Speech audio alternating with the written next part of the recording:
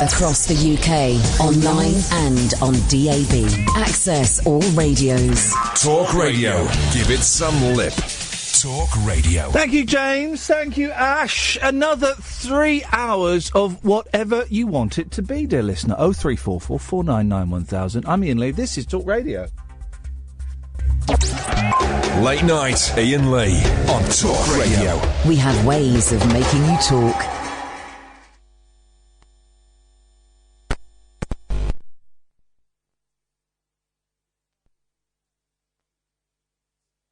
Hang on. I buggered it up. Here we go. Let's try again. Let's try this.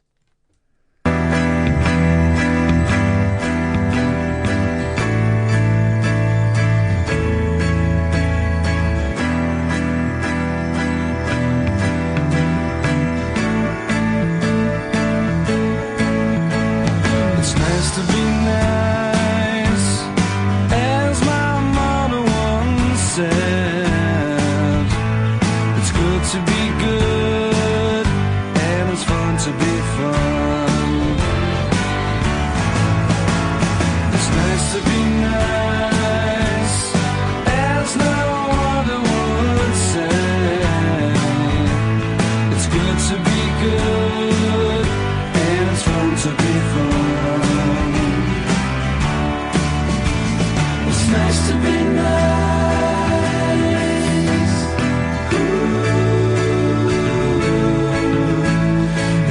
To be nice.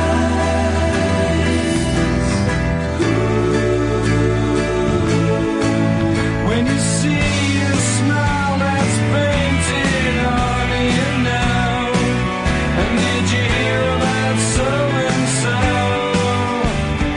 leaving that trail of song? It's nice to be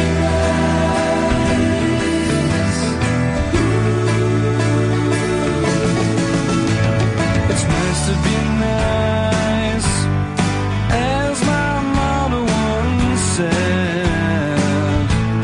It's good to be good, and it's fun to be fun. It's nice to be nice, as no other would say. It's good to be good, and it's fun to be fun. It's nice to be nice.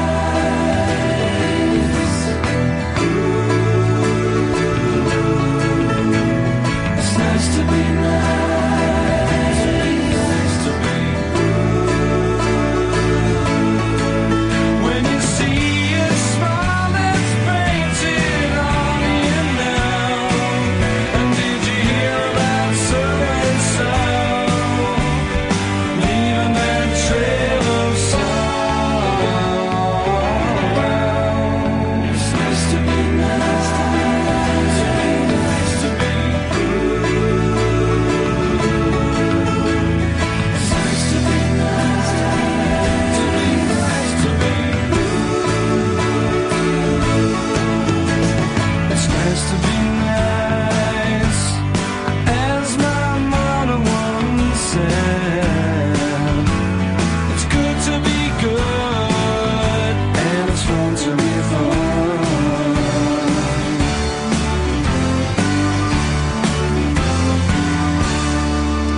Isn't it? There's you know, I mentioned yesterday the shush, don't play. You know, I mentioned yesterday the tale about me being in Costa and making a phone call, and it upset me. And the young man who's 20 maximum came over and put his hand on my shoulder and said, "Are you all right? Do you want a cup of tea?" And I said, "Well, I'm fine. I kind of want to talk to you about what that phone call was about, but I can't yet. The time's not quite right." And I'm as I'm sat here, I played that song because I'm umming and ahhing about whether tonight is the night that I kind of tell you about what was going on and stuff. But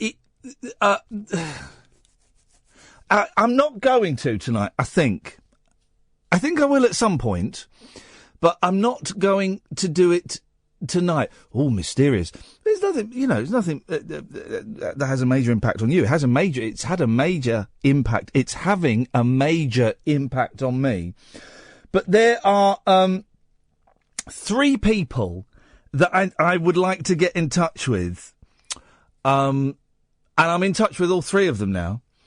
And 2 of them I've said what I felt I've had to say, and one of them I've said what I had to say, and I'm waiting for that person to respond. If they choose to respond, they may not choose to respond.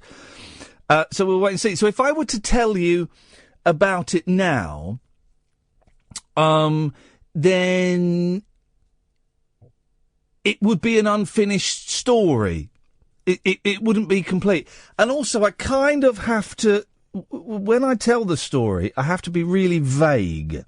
Not as vague as I'm being now, but the identity of the 3 people involved, I would like to keep that very, very much private.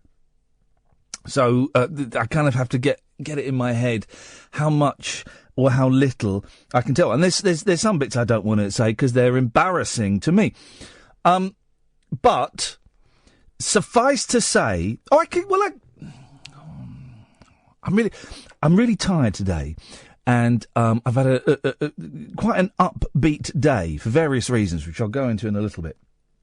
But I've not had as much sleep as normal, and I've got a bit of a headache brewing, and it's weird. I'm really undecided. I'm really undecided about when I'm going to talk to you about this stuff, and I think it's kind of important stuff.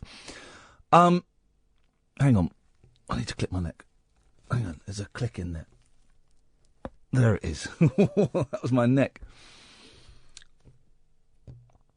All right, it's to do you remember we mentioned last week, I mentioned last week about bullying and stuff, and about how at school I got bullied, but in turn I was also particularly unpleasant to certain people. The 3 people that I have contacted are the 3 people that I was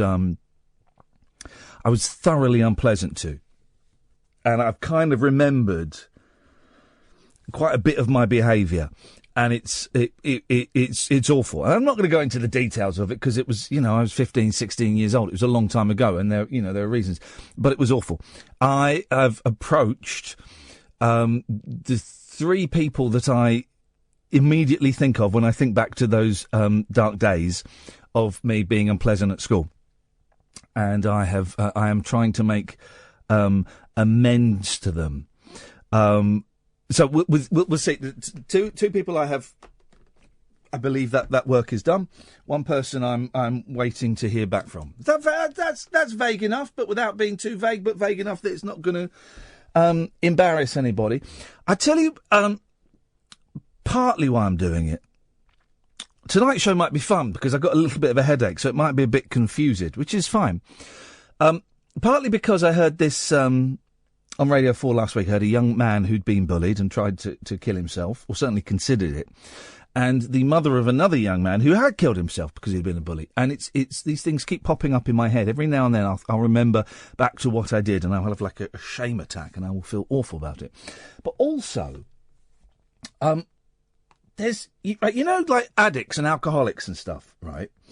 They, let's go off on a tangent, shall we? Why don't we? Yes, addicts and alcoholics and drug addicts and sex addicts and gambling addicts and food addicts and all these kind of people, right? One way of getting sort of better is to go to meetings, go to 12-step meetings. You often hear talking about 12-step meetings and things like that. And it's 12, and not everyone likes them, and some people don't like them because it has the word God in, even though it's not a Judeo-Christian God, it's a spiritual God. But that puts some people off. But they are... I've read the 12 steps, and... They're kind of would I think a significant number of the steps would be really helpful to people that aren't addicts, that aren't alcoholics or anything like that, because they're just kind of a really common sense way of looking back at our past when we've all been dicks. We've all been dicks in our past. Of course we have. We've all done things that we regret. It's a really common sense way of looking back at what you have done, and correcting the behaviour, so hopefully you don't do it again in the future. And if you do it again in the future, you have tools to get around it. But steps 8 and 9, right? Steps 8 and 9 are absolutely magical. Let me read you steps 8 and 9. I've got it on the AA website up. Step 8 made a list. Listen to this, man. This is amazing. And the thing is, anybody can do this, right? And it's powerful juju. It really is. Right, step 8. Made a list of all persons we had harmed. Gosh, imagine that. Imagine sitting down with a pen and paper and thinking, right, everybody I've harmed. Everybody. And it can be like, you know, your mum and your dad and people that you bullied at school, and, you know, maybe you've had a row with someone at work. All these people, you can put these down. Step 8. Made a list of all persons we had harmed and became willing to make amends to them all. Jeez. Isn't that terrifying? It's not terrifying at all, because the wording is very specific. We became willing to make amends. So it's not saying, step 8, you don't have to go and talk to anyone. Step 8 is you just write it all down, write everyone's name down, and you have to be willing to make amends. You don't have to make amends in step 8. You don't have to go and speak to these people. Step 9. Made direct amends to such people wherever possible. Imagine. And that's kind of, and not because of the 12 steps, but that's kind of what I've been doing with these 3 people.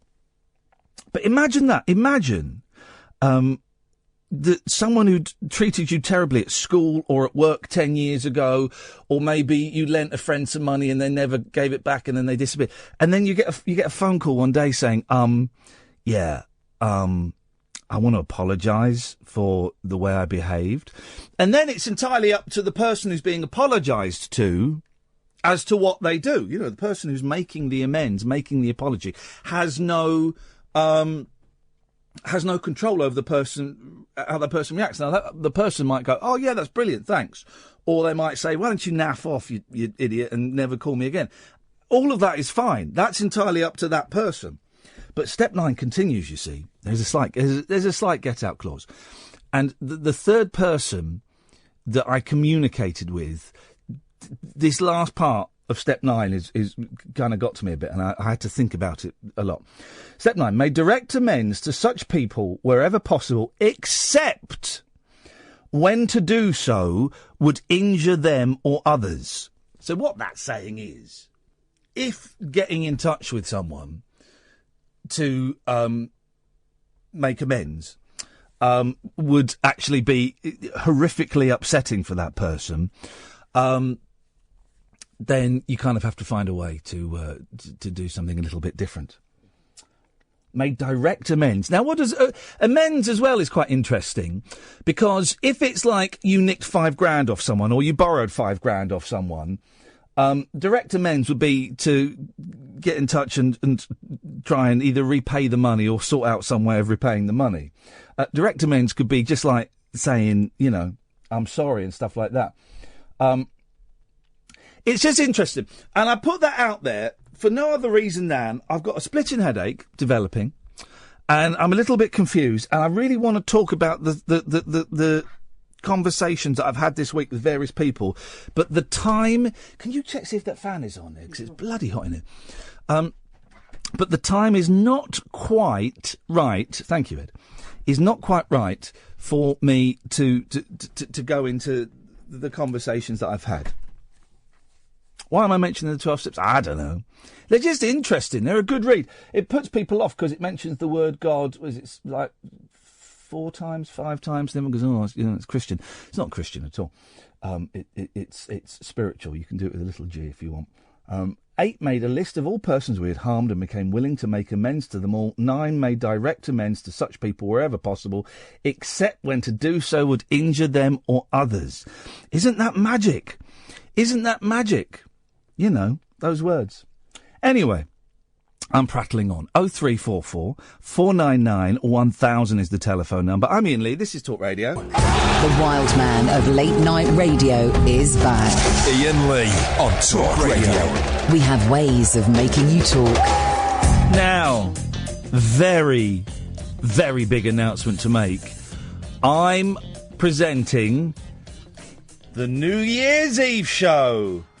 I don't know what the date of it is yet. It's to be confirmed. I'm joking. It's New Year's Eve, you suckers. I'm genuinely thrilled. My boss Denny said, "Do you fancy doing the New Year's Eve show?" And my initial thought was no.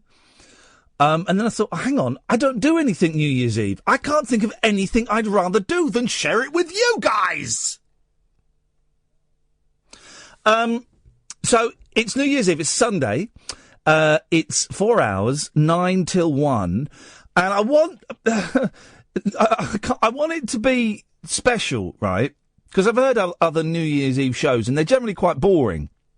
So I want it to be special and different and unique, right? So I want to be an alternative to Jules Holland and all that. But I don't know what to do for it. Now, loads of you on Twitter brilliantly said, don't mention New Year's Eve. Or do it an hour early. And you're right, that would be awesome. That would be brilliant. But, I think even I have to make a concession to tradition and actually mention New Year's Eve. And, you know, no doubt we'll all have a bong at midnight. Is that what happens? You have a bong at midnight? That sounds awesome. So, as I say, it's ages away. It's not that far away. So, you know, over the coming nights, I'm really open to any suggestions on what to do for the New Year's Eve show. And some of you said invite some listeners in. Yeah, that was my first thought. That was my first thought to do that. So that's a possibility. Maybe get 4 or 5 people in here. I don't know. That's a possibility. But I don't normally do New Year's. I haven't stayed up for New Year's since about 2002, I think. I haven't done it for 8. I don't like New Year's. I don't get it. I don't understand it. So that's going to be an awkward listen, huh? But genuinely thrilled. Genuinely, I couldn't be more excited that Talk Radio have asked me to be the voice to see you into 2017, guys. But I haven't got a Scooby-Doo what we're going to include in the show. So, well, we'll suggest stuff and do it, yeah? 0344 499 1000 is the phone number. David! Hello, Iain. Hello, David. You on about bullying? Yep. Yeah, awful. But do you know what's worse? Yeah. Being a snitch. Well, hang on a minute. Being a snitch is worse than bullying? Well, in some ways, yeah. In what ways? Well, I'm going to tell you something now. I'm going to be a snitch. Okay. Guess where Caddick's doing his 12-hour silence? Where is he doing it? In a pub. What? In a pub. How could... Is he doing it now? No, tomorrow. And it's in the Midlands, and I can't remember the name of the pub. Why? Well, I suppose he's allowed to do it in a pub, isn't he? Well, yeah, but does belching... I mean, if he's sat in the pub for 12 hours, it's going to be... Does that count as the sponsored silence? Well, if he's not speaking, then yes, that counts as a sponsored silence. Okay. I just wouldn't it be great if we could just say, there's, I don't know, a load of naked females outside, you know. Yeah. See if he walk out of the pub and... Well, but he could walk out of the pub to look at naked females. He could, yeah, but... That still would be within the rules of the sponsored silence. But how's he going to order his beer? Paper. Write it down. Yeah, true. Yeah. And I sort of was half listening because I was concentrating on something else, and he was on another radio station. Another radio station? Oh, yeah, I keep having nightmares. I keep thinking, hang on, am I listening to... It's not 10 at night, it's daytime. And I keep hearing Caddick everywhere. Well, what? Tell us what the station is on. BBC WM? Yes. Aye. Well, it's the one I... You still listening to that rubbish? What? Well, you still owe me that half a beer that I had to spit out. What? Do you remember? No. Right, there was a woman who bought a pram for a dog. You remember this now? And I do vaguely remember. She got banned from a high street baker's. She used to walk around with this sort of pet dog in his pram. I do remember this. And I wouldn't let her take it in the local, but the bakers. Yeah, Greg's. Yeah. Yeah. And if you remember old Ranjit, the chip shop owner, yeah, he was on about it. And the dog was called Jessie. What? And, yeah, how do you remember this so well? Because I couldn't stop laughing. Yeah. And I was drinking beer at the time, listening. It was the Friday afternoon. Yeah. And I spat half the beer in the sink because Ranjit said, well, maybe I should trim the Jessie. And there we go. And of course, everyone, I dissolved, you did. And talking about trimming the Jessie, and of course we all thought that he meant her vagina. Yes, but the pubic region of the vagina. Absolutely dissolved. Classic. Honestly, Classic bands. I really wish I could have recorded that show because I just find it really. I couldn't stop laughing on a Friday afternoon, mate. I'm not, Well, and I like the music you used to do as well. Yeah. Well. I now don't have to stay in a crappy £25 a night hotel, which I did when I did, and I enjoyed that. I like Birmingham. I think it's a nice place. Yeah. And this is more, this is more relaxed, David. Yes. You don't want to be listening. You don't want to. Come on, guys. BBC Local Radio is over. It's finished. You don't want to be listening to that rubbish. Well, I don't listen to it all the time. Well, don't listen to it any of the time. Thank you. 0344 499 1000. Gary. Hi, Ian. How are you? Are you out of hospital? Pardon? Are you out of hospital? I have just come out of hospital, yeah. And how is everything? Everything is fine. I'm having daily nurses visit to do IV injections. Oh, yeah. I'm still technically a hospital patient. Oh. Technically, at home. Did you get to wear a special T-shirt? No.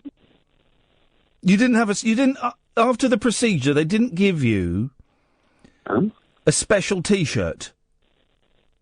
No. Kind of like a onesie that might have done up over your bumhole?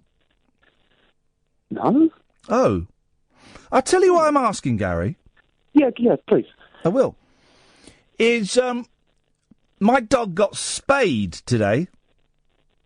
Oh. They cut out her ovaries. Poor her. Well, no, aren't you supposed to do that with dogs, though, apparently, aren't you? You're supposed to neuter and spay them or something, aren't you? No, I just did it for a laugh. Yeah. And when she came round from the general anaesthetic, to stop her licking her wound, and yes, I stopped myself there, making a really unpleasant joke, and I'm maturing. To stop her licking her wound, they put a special T-shirt on her. Oh. And when I take her out to go to she has to wear it for 10 days. And when I take her out to go to the toilet, I have to undo the poppers at the rear and roll it up a bit. The thing is, the wound I've got is on the bottom of my foot. So Right. not only is it physically impossible for me to get there, it's a bit weird. So you don't have a special T-shirt? No. Okay. But I had one of those gowns that only does up at the back. What the hell is that for? I assume, well, no, but they say it's so they can get easy access to things that they need, like arms and veins and.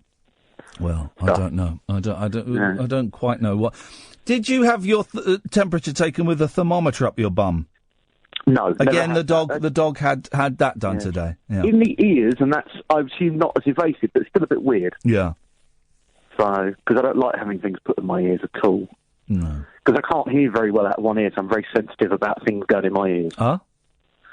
Yeah. I'm about 80% deaf in my right ear. Huh? It's true. It wasn't why I called. Well, we'll find out why you called after this. Late night, Iain Lee on Talk Radio. We'll get you talking. Gary! Yeah. Why are we calling you Gary? It's time. No. No, I wanted something different. No. Please? Susan. That's fine, yeah. Susan! Yes. Yes. Okay. I've slightly been on the other side of the story that you gave at the top of the show. Yeah. I was contacted by someone who, through a third party, I was told, wanted to try and make amends for bullying me at school. Oh, yeah. And he'd moved over to America and was hoping to come back to the UK for a visit and was hoping to stay at yours. With some wanted to stay at yours. And if he didn't let you stay there, he'd give you a dead arm. It did nearly get there. Basically, he kind of implied that he wanted to arrange like a reunion of our class, and could I help him because I still knew all those people and he was in America, and he wanted to meet up with me. So I thought, oh, okay, maybe he wants to, because I think we'd kind of openly talked about the fact that he was a bully, he was malicious, he called me every name under the sun, those sort of things, blah blah blah. Yeah. So again, through another friend, I found out that actually he wasn't really planning on apologising. He really just wanted me to help him organise this class reunion and then take credit for it. Wow. So I kind of went, do you know what? No, thank you. So I said, no, I trusted this other person. I said, I'm not interested. Thank you very much. Good luck with whatever you're trying to do. Yeah. He basically then contacted my family on Facebook, my sister. Wow. Who was on Facebook at the time, and was like, I can't understand why your brother's not engaging with me. What's the problem? Could you find out? My sister ignored him, and then he started to contact other friends of mine. So he must have gone through my friends list and found people he knew, and started to contact them. And then he set up a new Facebook account and tried to contact me. Didn't use a fake name, but he obviously just slightly changed something in his name, so that I would think it was, And I basically just said, look, I'm not interested. I don't want to rake up the past. Thank you very much. I was trying to be what I thought was the right thing to do. And basically what I got next was an email saying, I'm coming over to the UK. Give us your dinner money. Give us your chips. We're going out for drinks on this day. You will be there. And if not, I will come to your house. Wow. So I thought, okay. So I contacted his family, his brother, and I said, if your brother shows up at my door, I'll call the police. Please pass on this message. I do not want to do it. I just don't want anything to do with you. Yeah. And after that, I don't know whether the brother passed on the message or whether he just got bored of trying or found nothing else to organise his party. But the whole thing was really weird because at the beginning I thought, this would be really good. This would be character building for me. You confront the bully. He apologises. You can deal with those things and move on. But no, it all back again. How did it make you feel when he got back in touch with you? I think a little angry at first because I had not wanted to hear from him and forgotten all about it. And then, but there was that little bit of hope, as I say, that little bit of hope of like, oh yeah, maybe we can, they always tell you that you shouldn't, you say you shouldn't have regrets, you shouldn't leave things behind undealt with, like not dealt with. And I kind of felt like that with this. I kind of felt like, basically we had like one punch up in a playground and, or a park, that didn't really go anywhere. And then lots of words were said towards the end, but nothing really happened. So it was left open, but, I didn't hate the guy. I just didn't ever think of him. But then he got back in contact. This is... I kind of said more than I was planning to tonight about it, but then I realise that. No. I appreciate your call, and it doesn't matter because I can go over the whole thing again. I'm just waiting for this one person to respond. This was my fear. This was my fear, Susan, that getting in touch with these people would in some way bring up a lot of bad feelings, maybe even fear. I don't know, fear, shame. Yeah, all the crappy feelings. Fear, I don't know about fear, but definitely it brought back the feelings of how I felt when I was bullied. Yeah. So, but the other thing as well is that, and I'm guessing it's the same for you. We're talking 20, 30 years ago. Yeah, 25 years ago. Enough time had passed where I felt like, okay, I'd kind of forgotten about that, and okay, maybe there is some hope in it. The hope was what drove me to initially, try and deal with it. I think had it not been that he had an ulterior motive or was still a scumbag or whatever, because your motives are not self-fulfilling, they are because you're trying to do something that you feel is the right thing to do. Hopefully, that hope will carry them through. It certainly did for me. I mean, I could have just at the beginning gone, you know what, I've seen that name come up, good night. This is partly why I'm really questioning about whether I even talk about it on the radio, because I don't want anyone to get the impression that I've done it for content.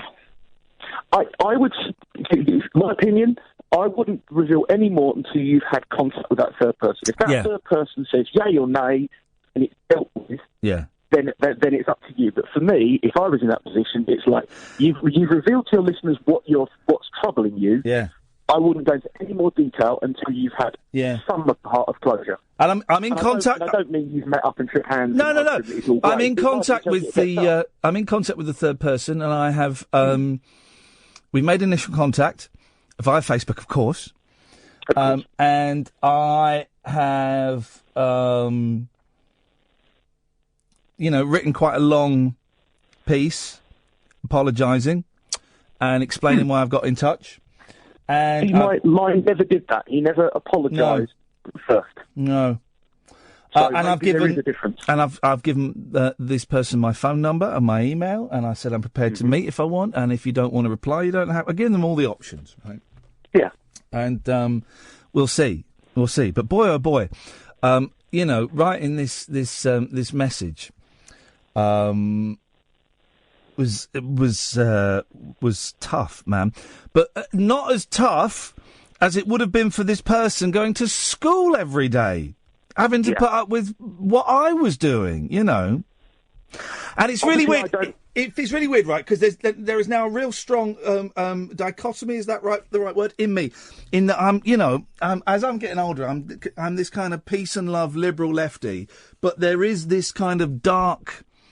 There is this kind of darkness in my history, where I did stuff that was thoroughly unpleasant, and I feel that I can't proceed until I've done my best to make up, to clean my side of the street. I think it's because you might say you're a liberal and all that sort of thing. I think it's because you're emotionally sensitive. You think about the things that you have done, and therefore this is part of you thinking, I must try and do it. Like you say, this didn't just come overnight. It's not like someone handed you the 12 steps on a card and said, oh, read all of them, and you went home and went, wow. Yeah. You've thought about this for some time. Yeah. And dealt with it, but you need to do something about it. I'm not as... I look back on some of the things I've done in my life, and I do put some of it down to, I was young and stupid and blah, blah, blah. But I also don't feel like I've done things that require major reparations for. I don't think I do. Well, that's good. I probably do. Well, there's no probably. You might not. You might have, you might have, and this is different from stuff that kids do. What I did was mean. But maybe you don't have to. Maybe you've done stuff, or you've done all right. Some people do all right and do the best that they can without inflicting injury upon others. And I don't think that's because I'm particularly amazingly good. I think I'm just very vanilla and middle of the road, so that nothing amazing has happened for me to have to. And I'm not trying to project something on you and saying yours is. It's just me. I'm saying I don't think I've done anything that needs to be forgiven for in my earlier years. So I don't know. But so that's why I can't feel what it was like from your point of view to say be the bully to write that email. I can, as a human being, I can go like, yeah, that must have been really hard, but I've got no way of knowing what it's like to actually say, I'm sorry for the things that I did like that. Susan, sorry. Yeah. I appreciate you calling it. Huh? I just wanted to be myself. Last night's show was a little bit flighty because I was really struggling with the old. I haven't listened to the podcast yet, but yeah, I do like a fighty show occasionally. No, flighty. I was dealing with the black dog yesterday, so there's some good bits in it. Bill singing to Jonathan was a highlight, but calling him the racist Rain Man. But it was not a great show. Tonight's show is a little bit because I've got this headache and I'm really tired. And I didn't actually want to. It's funny. I didn't want to talk about the bullying stuff, but it just kind of fell out of my mouth. So it's obviously weighing on my mind quite a lot. And it is. Oh, I've just felt like I want to cry. Isn't that funny? Isn't that funny? That is weird. Can I just say one last thing? Yeah. Is it up yours? No. I'm going to leave that for another time. Okay.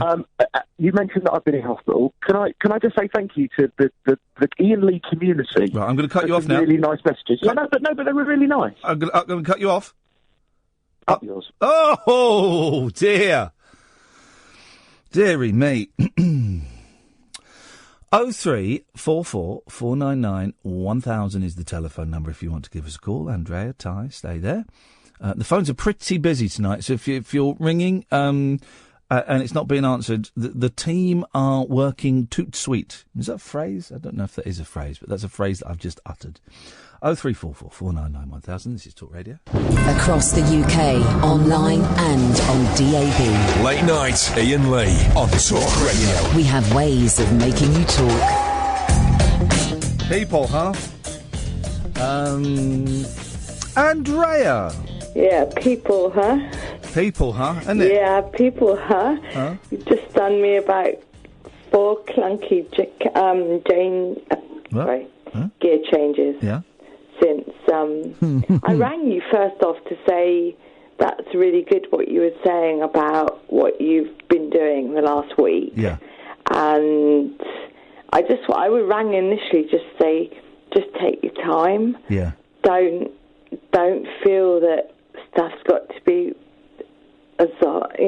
resolved quite quickly. So, do you know what? I have not even had a drink, and I've done the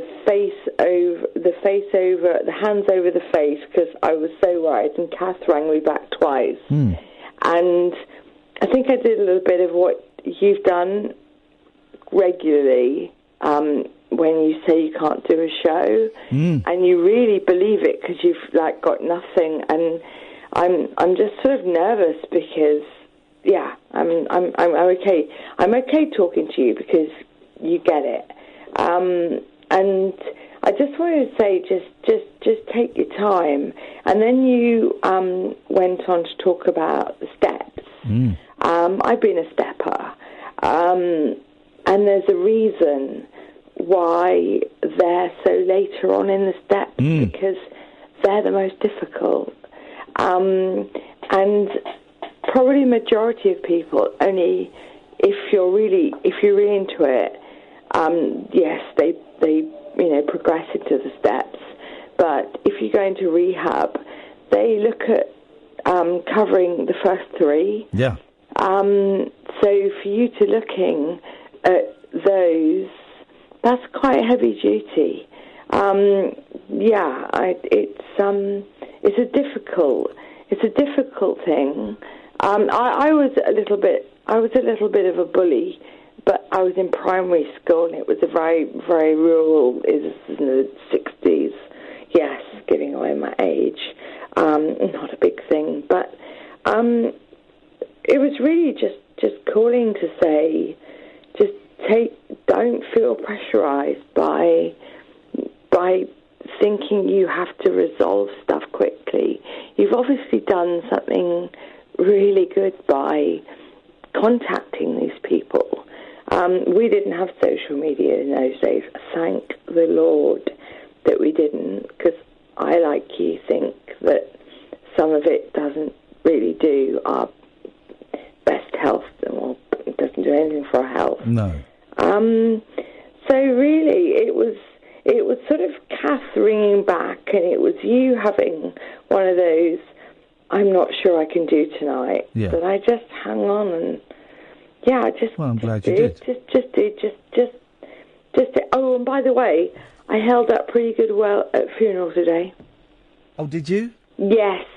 I mentioned it to you a couple of weeks ago, but obviously you have cause. I had a birth and death on the same day. And, yeah, I held up pretty well. I did myself proud. Did my mum proud as well, because they both knew each other. So, yeah, did that okay. And it was just one of those sort of passing over a little bit of niceness to somebody that I really like.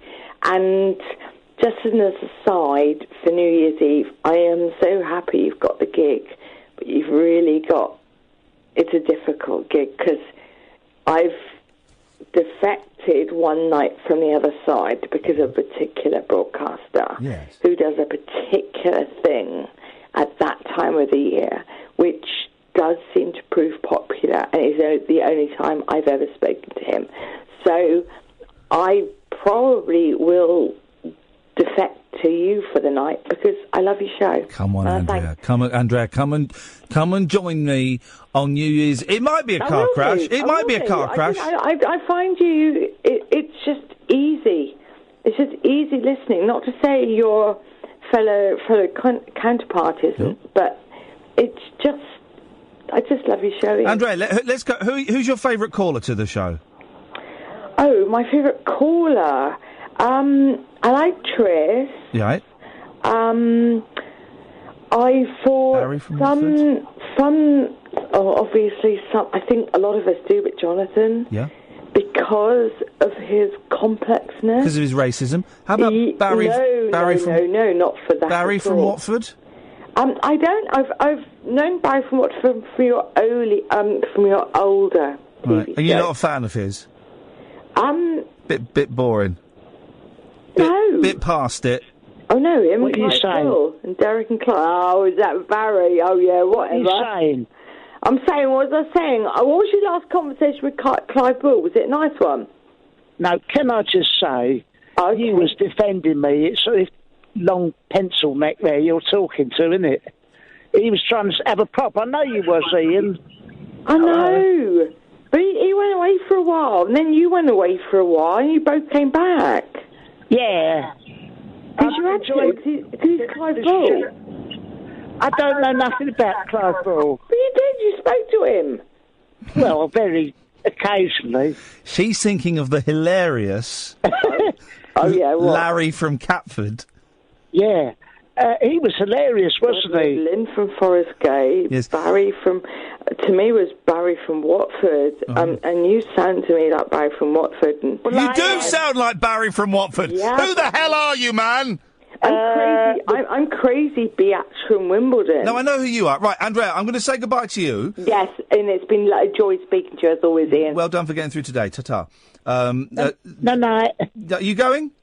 No, I'm saying goodbye to that lady. Okay, you can go if you want.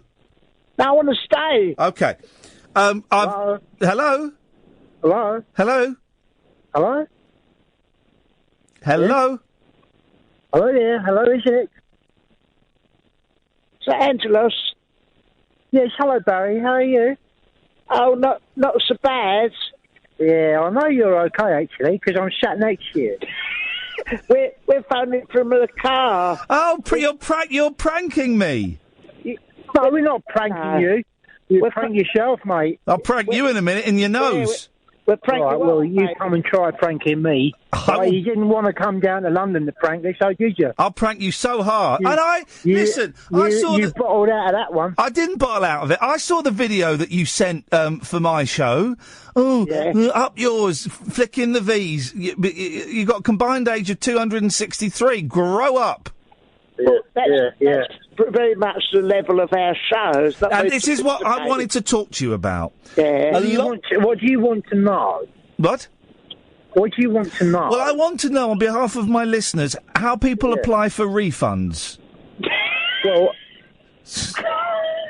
How rude. Well, a lot of... makes me sick. That is disgusting. Who's asked for refunds, then? I want name. I want a list, actually. Have you got a pen and paper? Yeah, I've got. Okay. Write this on your hand. You might need more than one hand. Steve? Are they long names? Steve? Steve. Colin? Yeah. Okay, Colin, yeah. Tracy? +1. Tracy, yeah. Oh, well, she laughs, Tracy. How did Laugh, actually. She's in the front row. Wahid? Okay, yeah. No, okay. Mustafa? Yes. Dave? Yes. They're all big fans of the show, these guys, actually. Yeah, I don't know why they've been complaining. They've all been in touch. Yeah. Saying, we bought tickets to go and see Barry and, what's your friend's name, Barry, sir? You know what my name is. Oh, and they wanted you to come as well, but you never bothered turning up, huh? We've done all the jokes. We've done our pranking off joke. You what? Yeah, we did our song. Yeah, done our song. And that's the problem. That's the problem. They've bought tickets to your tour. Yes. Because they've heard you on this show. livenation.co.uk. Yeah. They've heard you on this show, so they thought the show would be funny. Humorous, yeah. And it's not like belly laugh. It's just like, because we're discussing things in the zeitgeist. And I don't know if you've had your head in the sand in the last couple of weeks, mate. Yes. But there's stuff going down in the world at the moment which ain't very pretty, you know? We can't help that because we are just reflecting what is going on in the zeitgeist, you know? Right. It's more the kind of... Is it true that your show's written by the same people that used to write Last of the Summer Wine? Well, some of it is. But, like, you know, those guys are cheap. Yeah. I mean, when we say it's written by them, Angelos got an annual, Summer Wine annual in 1978. We just lifted some of the gags. Nicked loads of the jokes out of that. Yeah. And the bit where you pull your trousers down, Barry, that's lifted straight off of page 3. Yeah. Oh, my trousers have fallen down. That has them rolling. And he's tripped over and fallen off the stage. You know? Can I read you an email from Mustafa? right. This is typical of all the comments we've had. Dear Iain Lee. After hearing Barry and Angelos be faintly amusing on your show, I bought tickets to go and see them. I was expecting a right laugh. Right. Instead, what I got was a lazy... badly performed, poorly written, and he's done written in inverted commas to mean it's not written. Listen, mate, this is one man's opinion. Yes. Well, I've got about 200 emails like this. Like Tracy would have liked it. Yeah, she was laughing. She laughed her head off. Head off. What is the procedure for refunds? Well, just go to the box office and get our money back, I suppose. But I don't know on what. You'd have to present like viable grounds. You'd have to go there with a 10-point. Can I read you sheet who's saying exactly why? I've got a 4-word email. And then it will go before the judge. Yeah, I've got a 4-word email from Steve Johnson. Steve Johnson, yeah. 4 words describing your show. The subject title, subject heading was Barry and Angelos' show. And the email, all it was 4 words, the show was shit. Well, I mean, Steve is famously naive. Yeah. He doesn't understand what we're talking about, sadly. The bloke has got a few issues going on upstairs. So, I mean, it's not our fault if he sits there just like, you know, braying like a donkey, which is what he's done all the way through the show. What are we supposed to do with that? We come on, and the lights go up with big song and dance. I'm a bum-bum, you're a bum-bum. I'm a chicken man. I'm a chicken man. A bum-bum. I like bits and bobs.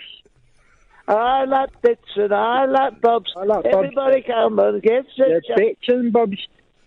Yeah, well, we haven't... Yeah, well, that's not... But everyone loves it. They do, like we blew the roof off the place. Of course it did. And he sat there, Johnson, right, just making all these noises, like guttural noises, like... All right. Like, stuff like that. All right, listen, we're running out of time. No, we have a right to reply, mate. Well, can you come back? You've libelled us. You've libelled us. We have a right to reply. Come on. Can you come back after the news? Yes. Yeah, all right, we will. As long as we get our right to reply. I'll shove the right to reply right up your jacksie. Yeah, well, that'll All be right. a start with the show. That's Why don't we fine. do that? Okay, we'll do that in a minute. Across the UK, online and on DAB. Talk Radio. For those about to talk, we salute you. Talk Radio. So, after the news, Barry and Angelos... You still there? Yes. Yeah, we're waiting, mate. We're very much fine. so. Unbelievable. You want to give them a call? You know what to do. Late night, Iain Lee on Talk Radio. We have ways of making you talk. Get on with it. Is he there? Hello? Oh, this is what he does, though, isn't it? He sits there, he's gone to the bog, isn't he? He's got a cheek, and he's having a proper house show. He can't even... Yeah, and he can't even turn up for his. Or ours. Can't turn up for nothing, this one. And he's on about 10 grand a week, don't you? I've heard that, yeah. Yeah, he's on about 10 grand a week doing this, and he sits there like Lord Muck with his money for an old rope. I thought, right, just sits there with his cowboy boots on the desk, pressing buttons, reading the escort, you know? Yeah. And well, we all have to do the work for him. It makes me sick. If you want to phone up, speak to us, why not? We will listen to your calls. We can't take none of them because we haven't got any buttons. But I'm sure someone will provide their fingers to press some buttons. Yeah. Anyone there? Hello? Hello? We've been cut off. Oh, is someone there? Hello? Hello?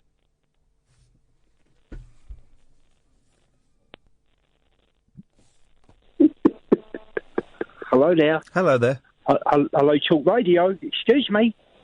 You're through to... Angelos, you're through to Ty. Where have you been? Oh, hello. Hello? Who's that, man? I was just sitting back enjoying the Barry and Angelos show, Ian. Yeah, well, that's what it should be, mate, because we do a much better job than him. Well, what do you want to talk about? Well, I did hear he ducked out, didn't he, of fronting up for you, boys? He what? He ducked out of fronting up for you, didn't he? Yes, he did. Yes. So I'm very pleased to hear that it hasn't gone unnoticed either. What's your name again? Ty. Ty? Yeah. As in round the neck? As in round the neck, but spelt differently. Yeah, pronounce the name. Thailand? As in Thailand, as in tie round the neck, in tie yellow ribbon round the old oak tree. Okay. Yeah. And what can we do for you? The others. That name aside, what can we do for you?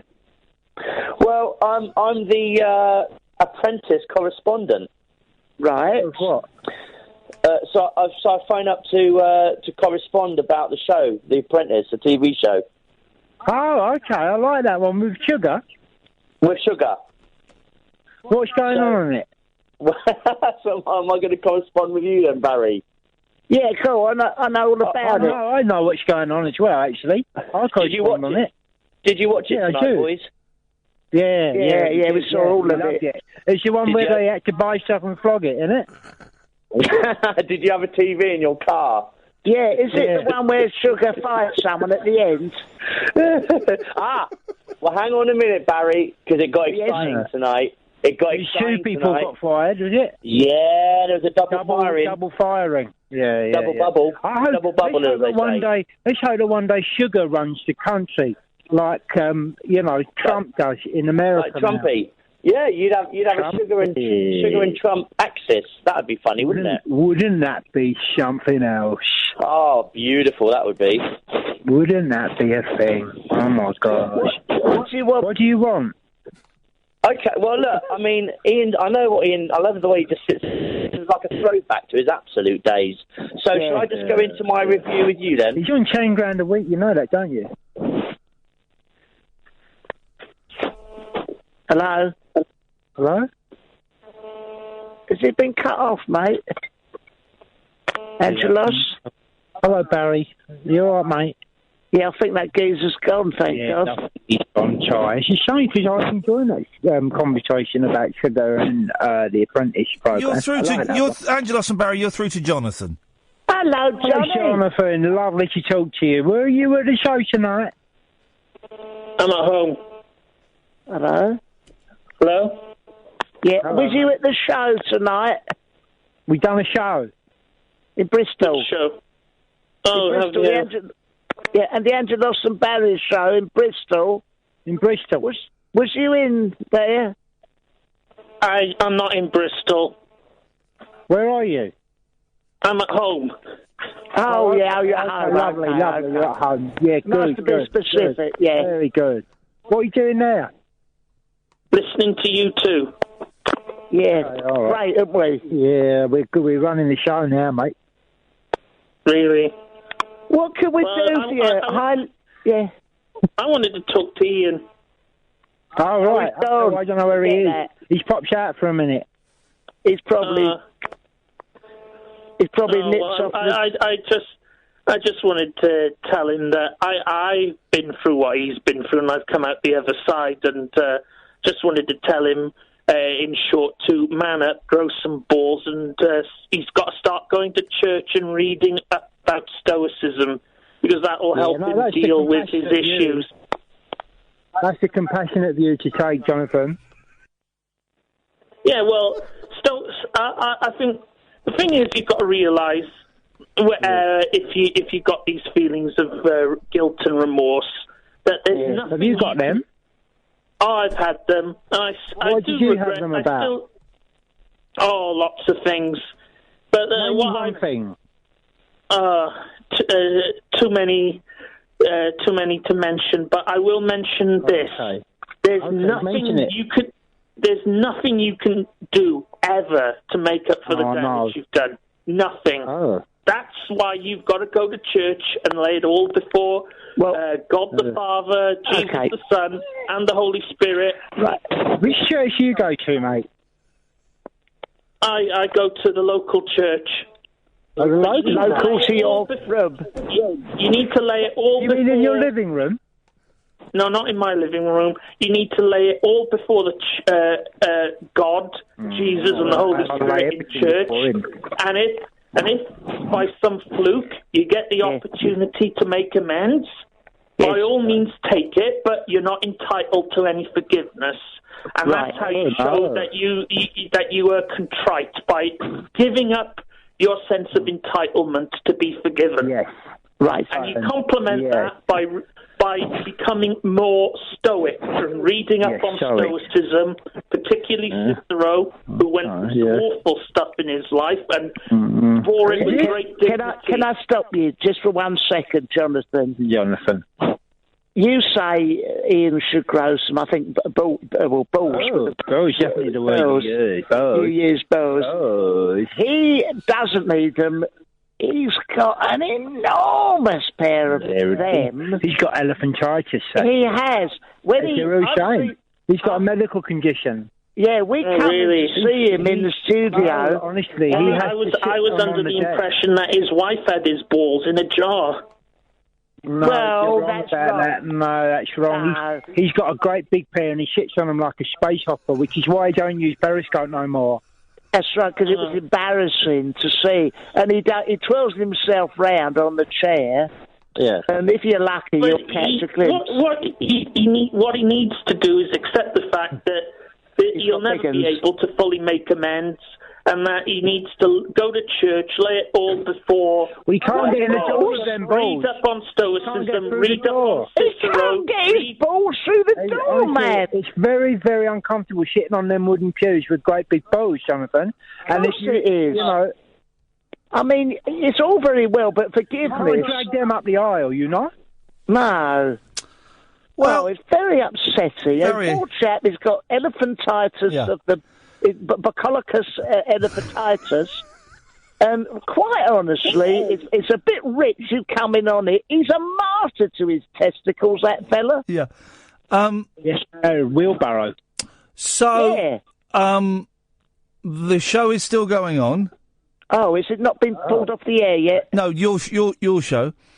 if people... Our show is, yeah. This is the sort of stuff that we get stuck into in the show. Yeah, and if people want to come and buy tickets with a view to then immediately getting a refund, where...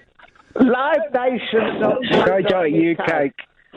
And Ian, if you want to come and do your ball show as a support act, you're always welcome. You can come and do that. Well, you've seen me do that thing where I clap them together like those executive toys. Oh, they clap together. Yeah. Honestly, everybody dance. Yes. Because one's bigger than the other, they make a lovely noise. Yes. Well, I'm going to cut you off first, Barry. Right. Okay. Well, he's gone. And I'm going to cut you off. I'm going to cut you off now, Angelos. Oh, right. Okay, that's fair enough. And that's that. What a delightful mess, dear listener. 0344 499 1000. This is Talk Radio. The wild man of late night radio is back. Iain Lee on Talk Radio. We have ways of making you talk. 0344 499 1000. Yes, Bill. Hello, Ian. How you doing, sir? I've got a blinding headache, Billiam. What's wrong? How'd you get that? Well, I don't know. I think it's 'cause I'm tired. I've had a long day. There is a chance it might turn into a migraine. That's exciting. I've got the slight flush that it might be. This could be exciting. Oh, sick day tomorrow. Sick day tomorrow, guys! Get yourself in, mate. We need you. Oh. Hey, I'm doing the New Year's Eve show. Oh, that's all right. I don't really like New Year's Eve, so I'll be listening to that. I don't. The thing is, I don't like New Year's Eve, and now I'm thinking maybe they've asked the wrong person to do it because I don't like New Year's Eve. It's rubbish. No. You're the perfect person to do it because everyone who doesn't like New Year's Eve will be listening to you who doesn't like it, and then we're all cool. I bet we get like 0 callers. No, literally New Year's Eve is overrated. Yeah, well, it's rubbish. I've never had... I'm trying to think before I say this statement. I don't think I've ever had an enjoyable New Year's Eve. Oh, no, I did have one, actually. Yeah, it was good. Threesome? Sorry? It was not a threesome. I wouldn't be able to get my head around a threesome. I thought you were going to say something else. Yeah, I know. But I would... Right, supposing it was two men and a woman, right? Yeah. Right, and then supposing... Because you'd have to be naked in front of another man. Yeah, that wouldn't work for me, to be honest. I would struggle, right? In front... Okay, so supposing it's you and 2 women. That don't work out either, though, Ian. Well, of course it don't work out. I'd feel bad, because there'll be one young lady... you'd think, oh, she's bored. Are you bored? Well, honestly, Ian, I sent my ex back in a cab and she came knocking on the bloody window about 30 minutes later and I pretended I couldn't hear her. And that was the end of that relationship. When did that happen? Oh, that was about 12, 13, 15 years ago. It's a long time ago. Why did you pretend you couldn't hear her? Were you with someone else? Basically... Yes. You know how women are, they make friends with each other so easily, more than men do. Women make friends with each other so easily? No, not in that sense. Not in that sense. I don't know what sense you mean. No. So basically, my missus at the time, we were students at the time. Yes. And she met like a new friend and she kept mentioning this friend, they were hanging out, and then one night I picked her up from the pub where she was drinking. Yeah. I ended up going in, having a drink, and then obviously... This is with the new friend? Well, no, this is with my missus, my ex-missus and her friend at the time. Yeah. So we've had a little drink and whatever, and my missus has gone to the toilet, and her friends give me the signal. What is, just for future reference, what is the signal that the friend of a girlfriend would make to a man to imply that she wants to have sex with him? Oh, it was the hand rub up the leg. That's what made it. That's what spelled it out to me. Yeah. While your girlfriend was in the toilet. Wow. Then we were throwing up. Oh. I'm not going to make myself out to be a gentleman in this story. I was a total scumbag. Yeah. And then basically we went back to the friend's flat and things got going. And then my missus got really upset and said she wanted to go home. and I pretended to be really tired and that I couldn't move. And then This is the worst story I've ever heard. Honestly, I'm not going to portray myself to be a hero. It was like 15 years ago, so I'm a different person now. Yeah. I wouldn't be the same now. You wouldn't cheat on your girlfriend while she was throwing up. Well, she kind of gave me, Carte the blanche. license. Right. But then, so I sent her away in a cab, and it was quite a long walk away, and then about 45 minutes later, there was, like, all the knocking on the window, and I just pretended not to hear it. Oh. And then it turned out this other girl was a complete Fruit of the Loop. There's a surprise, yeah. Yeah, well, yeah, it was... Because you're so mentally grounded. Well, I'm not, Ian, that's the thing. That's what I've called you up about. Oh. I've called you up to say thank you, sir. Why is that? Because, honestly, I don't think you realise it, but your show is kind of like an extension of the Samaritans. And I mean, I'm not even taking the mickey. Bill, you've been calling me for about 12 years. Yeah. You've never made a serious point. But honestly, because I'm going to give you some insight. I suffer from I relate to a lot of what you say, basically, and your experience. I get a lot of depression, irrational thought, paranoia, anxiety. Honestly, this is true. And I think me and a lot of people, if you're having like a really, really bad day, we know that you're coming on at 10. Oh. And whether you want to call in or you just want to listen, and then, do you know what I mean? We get insight from you. You've encouraged me to be actually more open with my problems. Wow. Bill, in the last 10 minutes, right, my mind has been blown twice, right? Now by you saying all of this, and I appreciate it, and before that it was Jonathan saying he was a Christian. Jonathan's a Christian? You missed that, yeah. The racist Rain Man is a Christian. Oh, my God. Jesus Christ voted Trump. Yeah. Really? Oh, my God. No, do you know what, though? I'm not going to bag on Jonathan, because I think there's more to Jonathan. Oh, isn't there just? Completely. I think there's more to that story.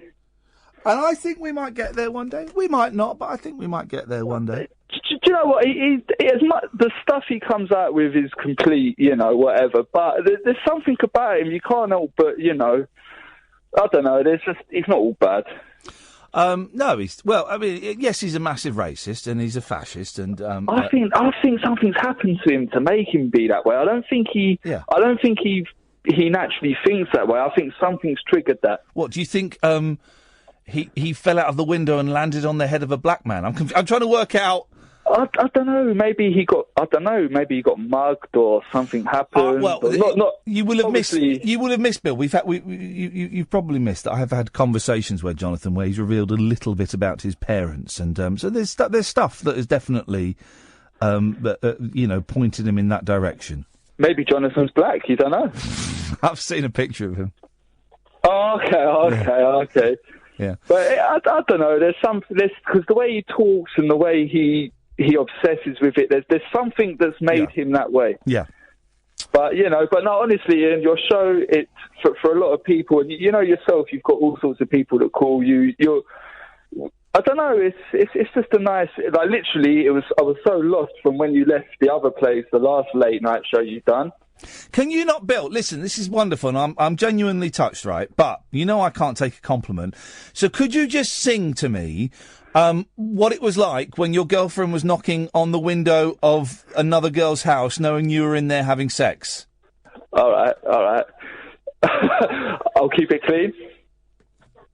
Naturally. You ready? Yeah. Knock, knock, knocking on Maxine's door.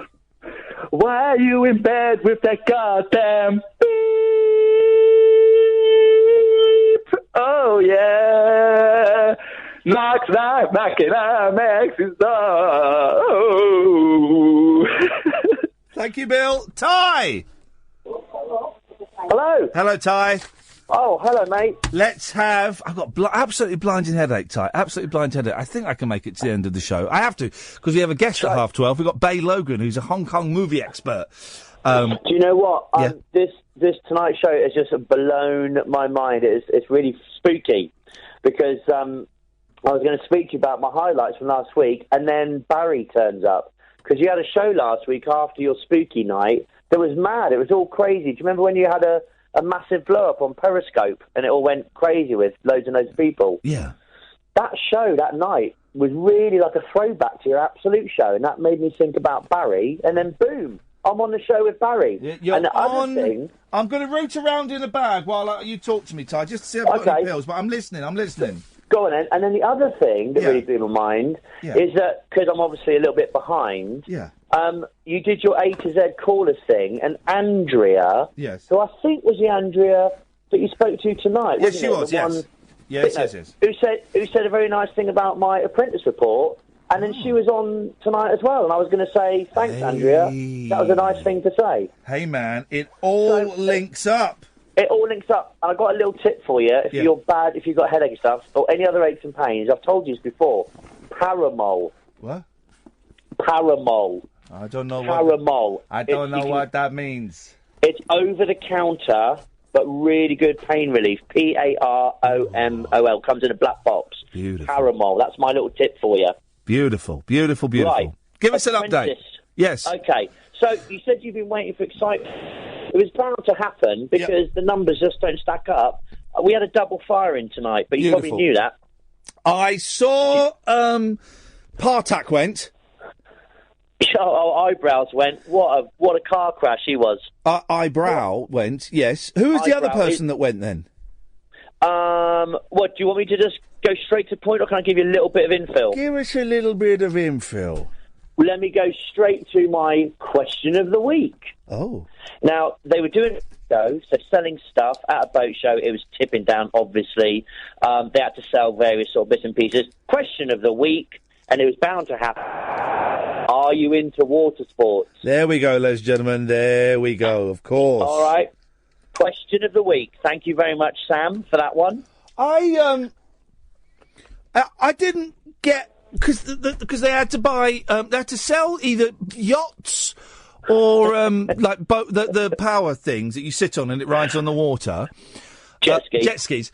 Or, like, little knickknacks. Well, what were the knickknacks for? Because all you had to do was sell one boat or one jet ski to get 20 grand.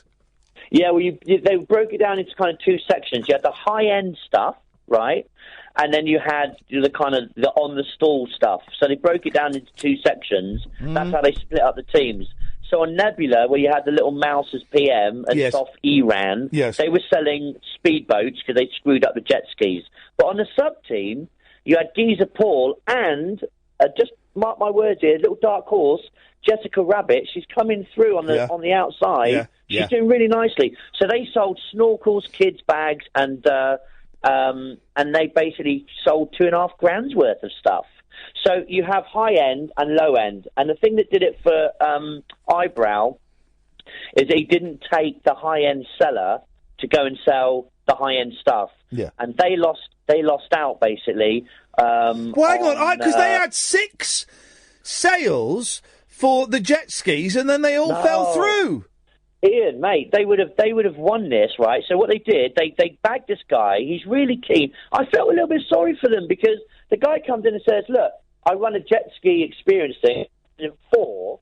So and then do you do commercial insurance and all that? They had to pass him on to the guy, right, who sells a jet ski. We never really found out what happened, but basically it all fell through. He was a time waster. He was a time waster. But it wasn't their fault, and that was Croydon Facelift. I mean, she did a good job on that, to be fair. Yeah. But basically, had that gone through, they would have won. What happened was they sold £188 worth of tat, and the other guy sold $2.5 grand's worth of tat, plus they pulled out 2 boats. I don't know how they did it. It must have been magic. Do you know what? Here's the thing, right? 40 grand. While we were watching that, right, I said to Kath, I fancy buying a boat. And I know, because I fancied buying a boat before. Not like a 20 grand boat, but I've been prudent. I could afford to spend, and it wouldn't hurt me too much. I could afford to spend about £4,500 on a boat, quite happily, right? Yeah. And so I was Googling second-hand boats, and you can get some really tatty 70s boats for $4,500. I'll tell you who to speak to about boats. Yeah. Mike Parry. What? Go speak to Parry about boats. You like the two Mikes. I do like the two Mikes. Is he a boat expert? Well, no, but the thing is, MG keeps... Well, he says he's got a boat, and MG keeps taking the mick out of him for it basically being a dinghy. Go speak to Mike Parry about second-hand boats. See what he's got to say Mike about Parry it. scowls at me as I walk past. He scowls at me. Do you know, he's half the reason why I'm always a week or two behind. Because I'm trying to catch up with their podcast. Their show, I love. There are some people that hate the two mics, right? And I don't think I like the two mics to start with. But I love them. Brilliant. I think they are. It's a little bit. It's very shouty, and it's kind of a shouty for a lot of the time. But they make me laugh so much. I think they're hilarious. Brilliant. I think they're absolutely hilarious. They're hilarious. Sort of like classic old sort of married couple. And there's a little bit of, once you've listened to them for long enough, there's a bit of repetition in the stories. Yeah. But it's their shtick, and I love it. So listen, eyebrows, right? Yeah. He did not even make it out of the boardroom. Bang. Boom. And I quote Sugar. Yeah. You've been a diabolical PM. Ty, listen, we've got to move on because I'm coming to a break. Thank you for that. It was destructive. The two mics are on after this, I think, tonight at 1:00. They tend to be. And I think they're absolutely hilarious. 0344 499 1000. Brian and Manny, stay there. Come to you after this. Late night, Iain Lee on Talk Radio. We'll get you talking. Brian! Hello. Hi, Ian. I'll tell you what it is. I really enjoy this show. I've been listening for a few weeks now, and I really enjoy listening to you and Catherine when you're together on the station. Oh. And it's really fantastic. So I love your show so much. What I rang up about, Ian, is to ask you, right, you know we're coming up to Christmas now, aren't we? Yes, yeah? Apparently so, yes. Would you be able to do a show about finding romance and things like that, like internet dating and that? What? I don't smoke or drink, right? So I don't go to nightclubs and pubs, right? So I find it really difficult to meet women, and I'm considering going on one of the internet dating like sites, Grindr or something. I'm not sure how to go about it. Do you mean like Grindr or something? Grindr, what's that? Grindr's Grindr's like a dating app on your phone. Yeah. Oh, right. I'm not really familiar. I hardly go on the internet. I'm not really familiar with dating sites. I just wanted to do, if you could do some kind of show. Well, what would you? We could talk about it now. What do you want to know about it, Brian? And we can do it now. Oh, right. I thought I didn't have much time left. I just want to find out what dating sites are quite good to find somebody quite decent and that. You know, like... what are you after? Are you after, like a wife or a friend or a dominatrix? Oh, God, not a dominatrix. No? Bit of fun? Somebody who could possibly be like a long-term partner type of thing, you know. Not that type of thing, but like a long-term partner, you know. Because like I say, I don't go to nightclubs and pubs, so I don't drink enough, right? And I've never drunk for years. I mean, I have drunk in the past when I was younger, but I hadn't. Nightclubs. The thing is, though, I haven't had a drink for 12 years, Brian. Nightclubs and pubs. I used to go to nightclubs and pubs. I don't think I ever pulled a girl in a nightclub or a pub. Once in a pub in Slough, a girl asked me out at the Wheat Sheaf. Right. But that's it. I think nightclubs and pubs are the worst places to go and meet. When I would go to nightclubs, right, and I'll be out of it, and I was really nervous about talking to girls. So what I would do, Brian, if there was a girl that I fancied in a nightclub, I would dance with my back to her and slowly step backwards, so that after about 6 or 7 minutes of me moving backwards and dancing, my back touched her, and I thought that was kind of having a relationship. Oh, right, like making contact, so to speak. Yeah. I've got it, yeah. And I thought, if she doesn't pull away, she must like me. Right. Well, if anybody's got any experience, they can call in with it, of course. That seems to be the way these days now, internet dating and that kind of thing. And I'm not looking for people who are like one night stands and stuff. No. I want to find somebody who's dead clean, decent and everything. So really, I'm trying to find out what's out there, really, what sites to go on and what other people's experiences are, finding somebody online. It's funny. Do you listen, Brian, do you listen to The Archers at all? The Archers? Yeah. I've heard, I know of it, but I love The Archers. I know of it, but I don't listen. That's a bit beyond me, that program. Like, yeah, one of the and all that, isn't it? Yeah, well, it's not really. It's not about farming anymore. It's like Emmerdale isn't about Emmerdale Farm. But there's one of the younger men on there has just started internet dating and is because before about 10 years ago it was a bit of a joke, wasn't it? Internet dating, but now it's a completely legitimate way for people to meet other people. That's right. It just seems to be really dead popular, and people are going on there and finding people and things, because obviously other people are going on there who are looking for other people for like long-term relationships and that, and not after one night stands, and they're not looking for somebody for a quick fling and everything else. So it would be great to find out what other people's experiences are, and how they've got on and that, and that kind of thing. It'd be great if we could do a show dedicated to that kind of thing, like finding love before Christmas. That'd be brilliant. But listen, Brian, we probably won't do a whole show dedicated to it, because it's not. I'm trying to avoid doing stuff like that. But. All right. No, but I don't want to send you away with a flea in your ear. Au contraire. If anybody is listening who has been internet dating and has maybe got a few tips or could recommend a good site or for Brian, then 0344 499 1000. You never know. Someone might be listening tonight, Brian, who might be able to put you in the right direction. It's a completely foreign world to me. Same here, but like I say, I'm genuinely. Have you got a computer? I've got an iPhone and that, like a smartphone sort of thing. Right. And I'm not really savvy on the internet, but I'm obviously going to try and get used to going on it, because I go on Amazon and stuff and order things on there. You can order a bride. Hey? You could order a bride on Amazon. I don't want one of them. No. I don't want a Thai bride. I want somebody who's English. You want an English. You want an English bride. Yeah, not somebody who's from Thailand or Russia, not one of them type of people. Okay. I can't afford to go right across to blinking Ukraine or whatever they call it, up to Moscow and that. Ukraine girls. Anyway. Oh, no, I'm happy with English women, to be quite honest. I prefer a lassie who's from England and that, not me thousands of miles away. That's me like in this country. Thank you very much. That'd be better. And how much would you be prepared to spend to buy her? Say again, sorry? How much would you be prepared to spend to buy her? What, an internet bride? Yeah. Oh, God. 2,000? 5,000? No, not an overseas person. No, but if you could buy an English woman.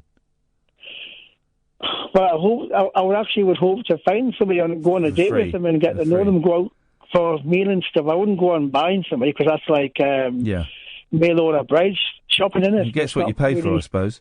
All right, Brian. Well, listen, keep listening. Oh, absolutely, I will be. A lot of varied. Sorry, I'm struggling to speak a bit because I've got a terrible headache. But there are a varied amount of people out there listening to this, so you never know who might be listening and might call in. Brilliant. I'd love to see what results they've got and how they've got on with people and everything else. So it'd be really good to hear other people's experiences. Oh, hang on a second. Nice. Robbie. Hello, Ian. Have you been there and done that? I've been there and done that, yes, believe it or not. Well, then tell Brian, because Brian's wants to dip his toe into the internet dating pool, and he's not quite sure where to go, and I haven't got a clue. Well, Brian, you might be able to dip more than just your toe in that little area.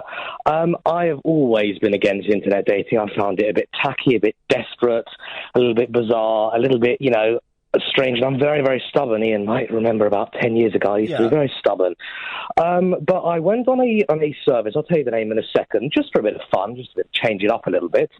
And that lady that you saw at your show on Sunday is my partner of a couple of years. Hang on, which lady that I saw at the show on Sunday? Robbie Dove. Oh, this is Robbie Dove. Now, this is interesting. Robbie used to phone me at another radio station and be a right little pain in the arse.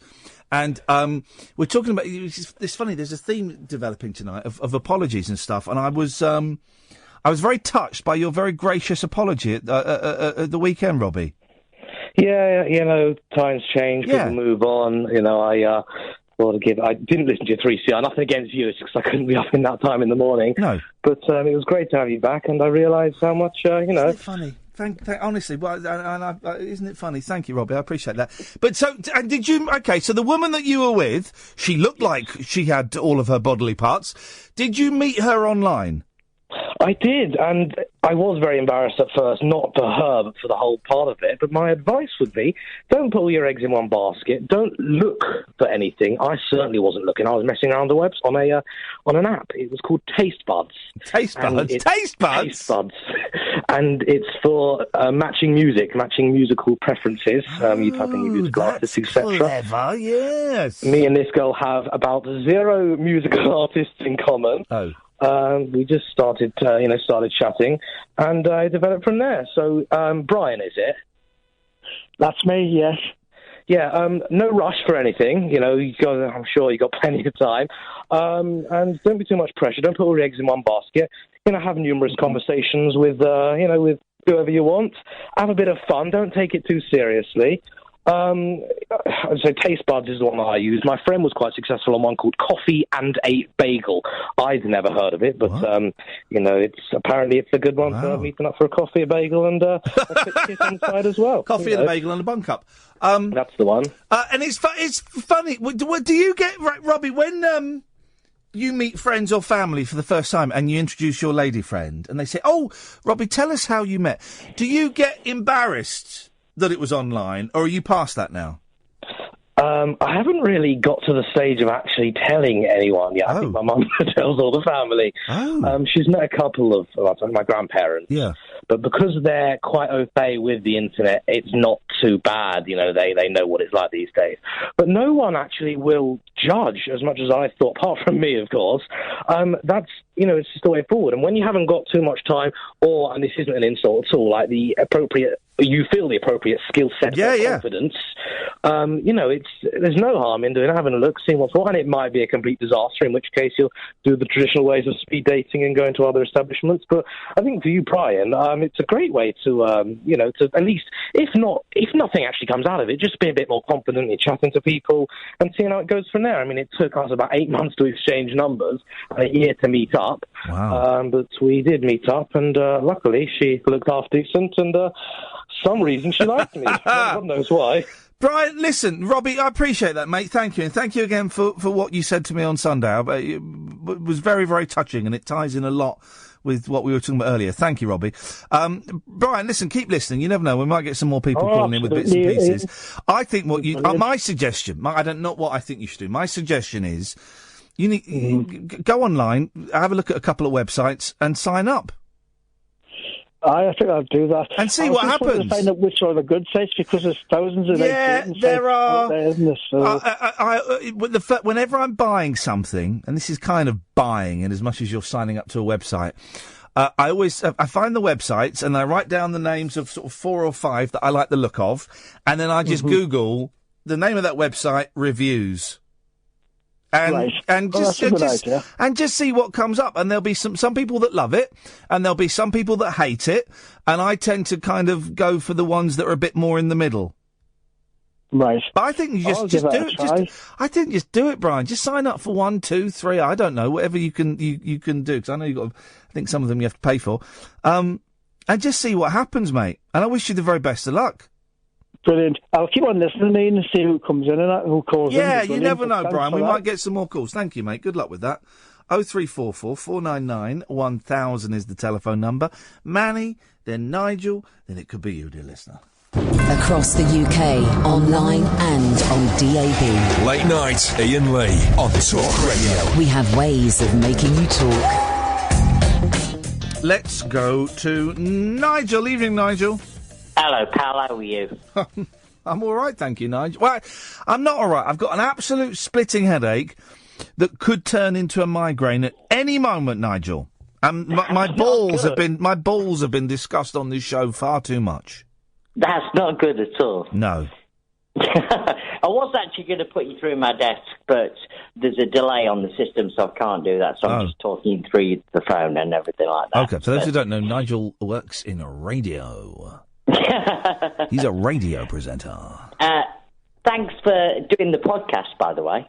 What podcast did I do? You did a podcast last time I was on air with you. Oh, yeah. You actually podcast the show. Yeah. And you kind of titled it, which was quite good. And I actually picked up about 50 of your listeners. Oh, Struth! Actually listen to my show now regularly. Uh-oh. On the Thursday and Wednesday night. They'll all be perverts, I guarantee it. They're all perverts and deviants that listen to this rubbish. So, yeah, I picked up some of your listeners, which was nice, and they're kind of listening to the show and stuff like that, which is good. Anyway, all it is, last time we spoke, I said I would send you an email. Yes. With my new demo. Yes. Which I've just sent literally 5 minutes ago. Right, I've got it. Can I tell you the first thing I can tell you from looking at it? Go on. Shall I tell you? And you don't mind it? You want us to speak the truth, yeah? Yeah. It's too long. It's a bit long. It's 4 minutes. I can see it's 4 minutes. I know it's 4 minutes. Yeah, it is 4 minutes, but you don't have to play it all. No, we're going to play a bit of it. We're going to play a bit of it now. We're going to play a little bit of it now. I'm inviting Catherine into the studio so that give me some feedback. We're going to give you some feedback. That's it. Right. So I am actually talking to a couple of stations at the moment. Hey, beautiful. I've got some interest. Right, well, let's have a little listen. Here we go. Let's where's the volume? There we go.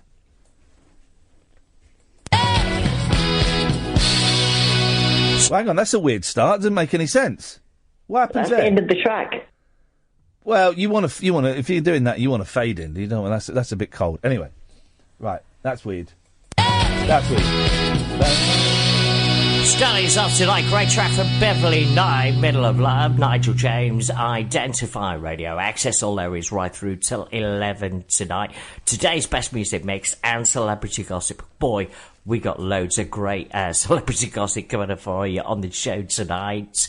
On its way, we have a great track from Felix John and Jonas Blue. And we've got the brand new Robster single. Yeah, Robbie's coming out very shortly as well. First, Louisa Johnson, A Clean Bandits and Tears on Identify Radio. I tried hard to make you want me, but we're not supposed to be. And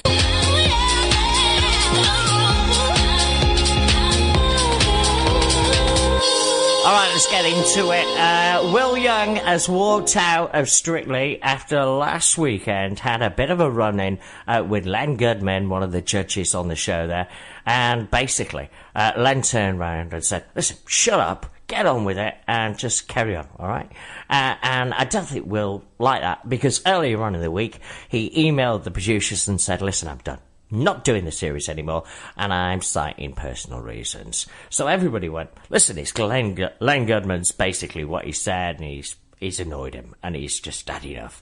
And then there was rumours he's not getting on with his dancing partner. Now, the great Darcy Bustle, one of the judges on the show, basically come out and said, listen, as judges, we turn up on the Saturday to record the show. We don't see what goes on during the week. And it's got nothing to do with Len. And it's really sad because Will could have gone all the way to the final. Personally, I think he just didn't think he was going to win. So he thought, I'll cut it short and I'm gone. Love to hear your thoughts tonight. Nigel at identifyradio.com. All right, give us a shout on that one. Right. Technically, it's a little bit of a mess because it's cutting in and out and you want to do some mixing and some crossfading and stuff like that. But that's fine. That stuff's easy. You say the word listen too much. Right. And my suggestion would be is if you're going to ask them about... You didn't ask a question. You said, I want to hear your thoughts, but you didn't ask a question. I would have asked a question. Right, okay. I would have got something like, is he an idiot for walking? Or do you think have you gone off Will Young because he's walked off? Something like that. Think about the answer you want, okay? And if that helps, you work backwards from that. So, think about the answer that you would like to get from your callers. and how you Yeah. get. Do you know what I mean? Am I being vague? Yeah. Being a bit vague? But this is already better than the other one. Yeah, there was more of you in it. Yeah. I would say that first link's probably a little bit. You probably don't need that. The first thing that you put in there, because it was just a succession of websites and throwing forwards to songs and stuff. Don't I'll need get that. straight in there with the Len Goodman stuff. Yeah. Let's Edward. With that opening bit, I'd tease it out a bit more. You told me there's plenty of celebrity gossip coming up, but I'm like, okay, well, such as, tell me more. I don't want to have to wait to find out whether it's worth sticking around. Give me some names. Yeah, tell me. Oh, we've got some great gossip about Len Goodman or whatever. Tell me. Give me a reason to stick around. Have you? Latest rumor is Len Goodman has murdered a child. I'll be giving you an update. Maybe not that. Tell me more. No, you could say something like, Will Young's thrown his toys out the pram, or was it fair enough? That kind of vibe. I know, but the thing is, with the station, we've got like a time limit. We have to kind of talk. Yeah, but your demo's not for that. that station. Your demo is for the next person you'll work for. So you want them to get you rather than all the station gubbins. I know, but it's not it's when I've done it. It's actually a show that I've kind of taken it from. But you pick and choose what you give to the next person, right? Yeah. Okay, so they don't need all the website information and that. Yeah. Okay. And let's listen to a little bit more. Can I be honest? Yeah. I think you're still doing a bit of a voice. Do you know what it is? I've always kind of, as soon as I stick my head in front of my microphone, I automatically do that now. But you don't need to. Do you know, it sounds I know, old-fashioned. but that's the way I've kind of trained myself. Untrain yourself. The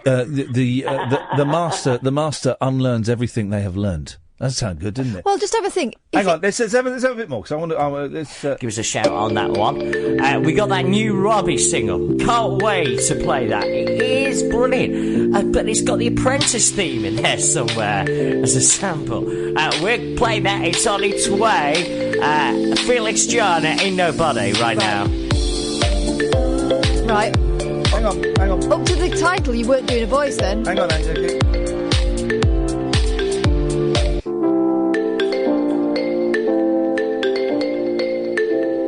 All right, we're going to talk politics. Don't normally do politics, but it's the US presidential elections in a few weeks in November. It's Hillary Clinton versus Donald Trump. Now, it's a bit of a bun fight, really, between those two. Nobody's really talking policies, which is a great shame, because it's the American people. They're going to decide who's going to be the next president, and they're just slanging each other off. Personally, I think they should be saying, listen, this is what I'm going to bring to the table if I'm the next president of the United States. But nobody's doing that. They're just kind of saying, well, this said that, and it's just wrong. Okay, and there's been some nasty stuff said about Trump and stuff. It's going to be the biggest thing for America for the next, 4 years or so? The leader of the free world, as they say. And nobody's talking what they're going to do for the American people. Love to hear your thoughts and what you think of the candidates. It's Nigel at identifyradio.com. Give us a contact, all right? Jonas Blue, and that Robbie single is on its way. Okay.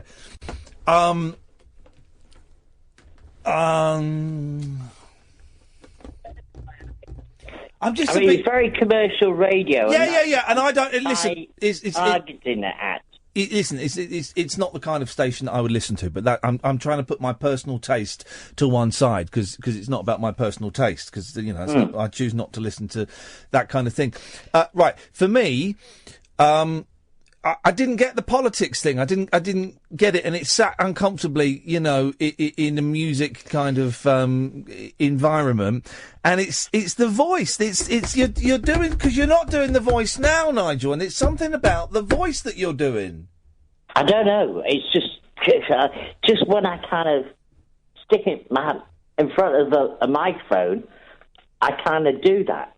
At the end of the day, and I'm doing that kind of now. I kind of talk. That's the way I talk on radio. Yeah, but your voice is good enough. And actually, these days, people get a bit put off by the smashy and nicey voice.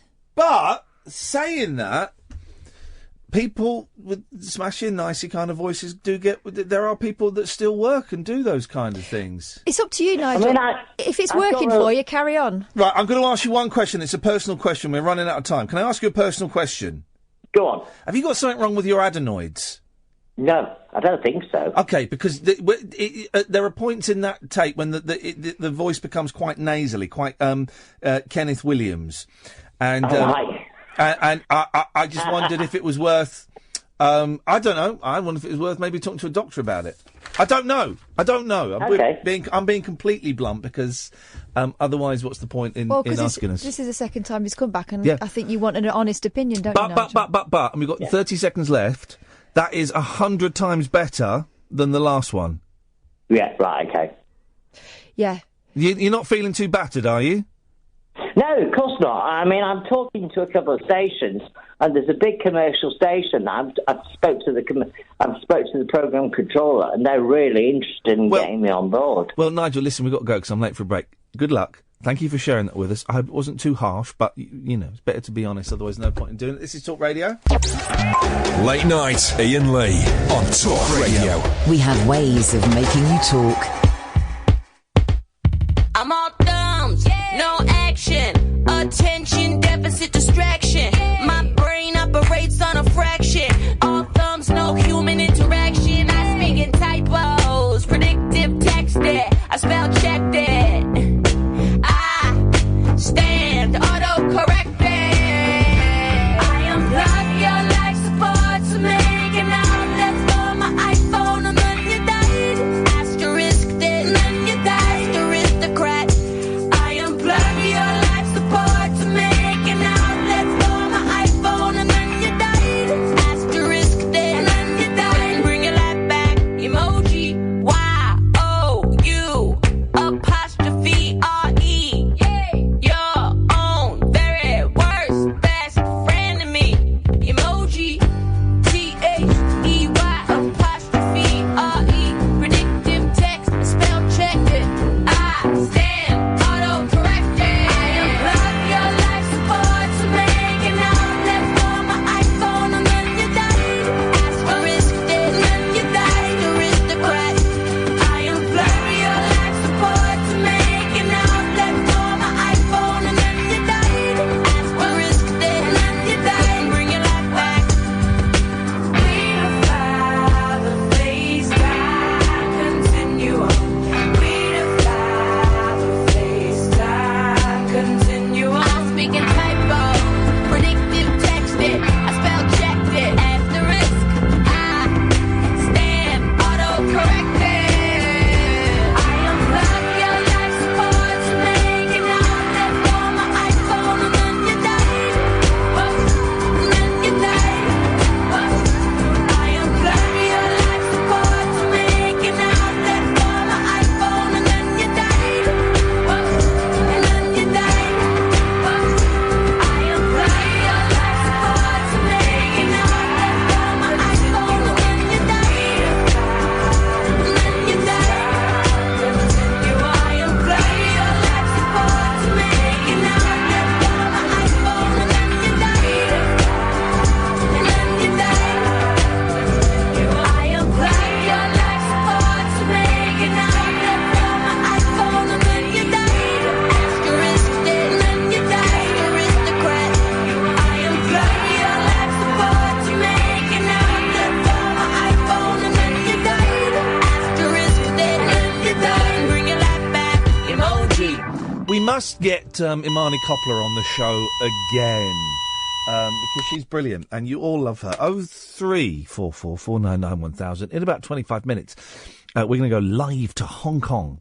And when I say go live, we're going to phone up a bloke in Hong Kong, a bloke called Bey Logan, who, he's a Hong Kong movie expert. He's kind of worked on Bruce Lee's back catalogue.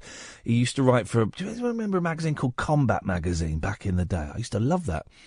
And he's a movie producer and all kinds of stuff. I'm genuinely, I tried to get in touch with him a couple of years ago and I couldn't get hold of him. And he got in touch with me, asking if he could come on the show. And I'm genuinely thrilled he's coming on. So we'll be talking to him in about 25 minutes.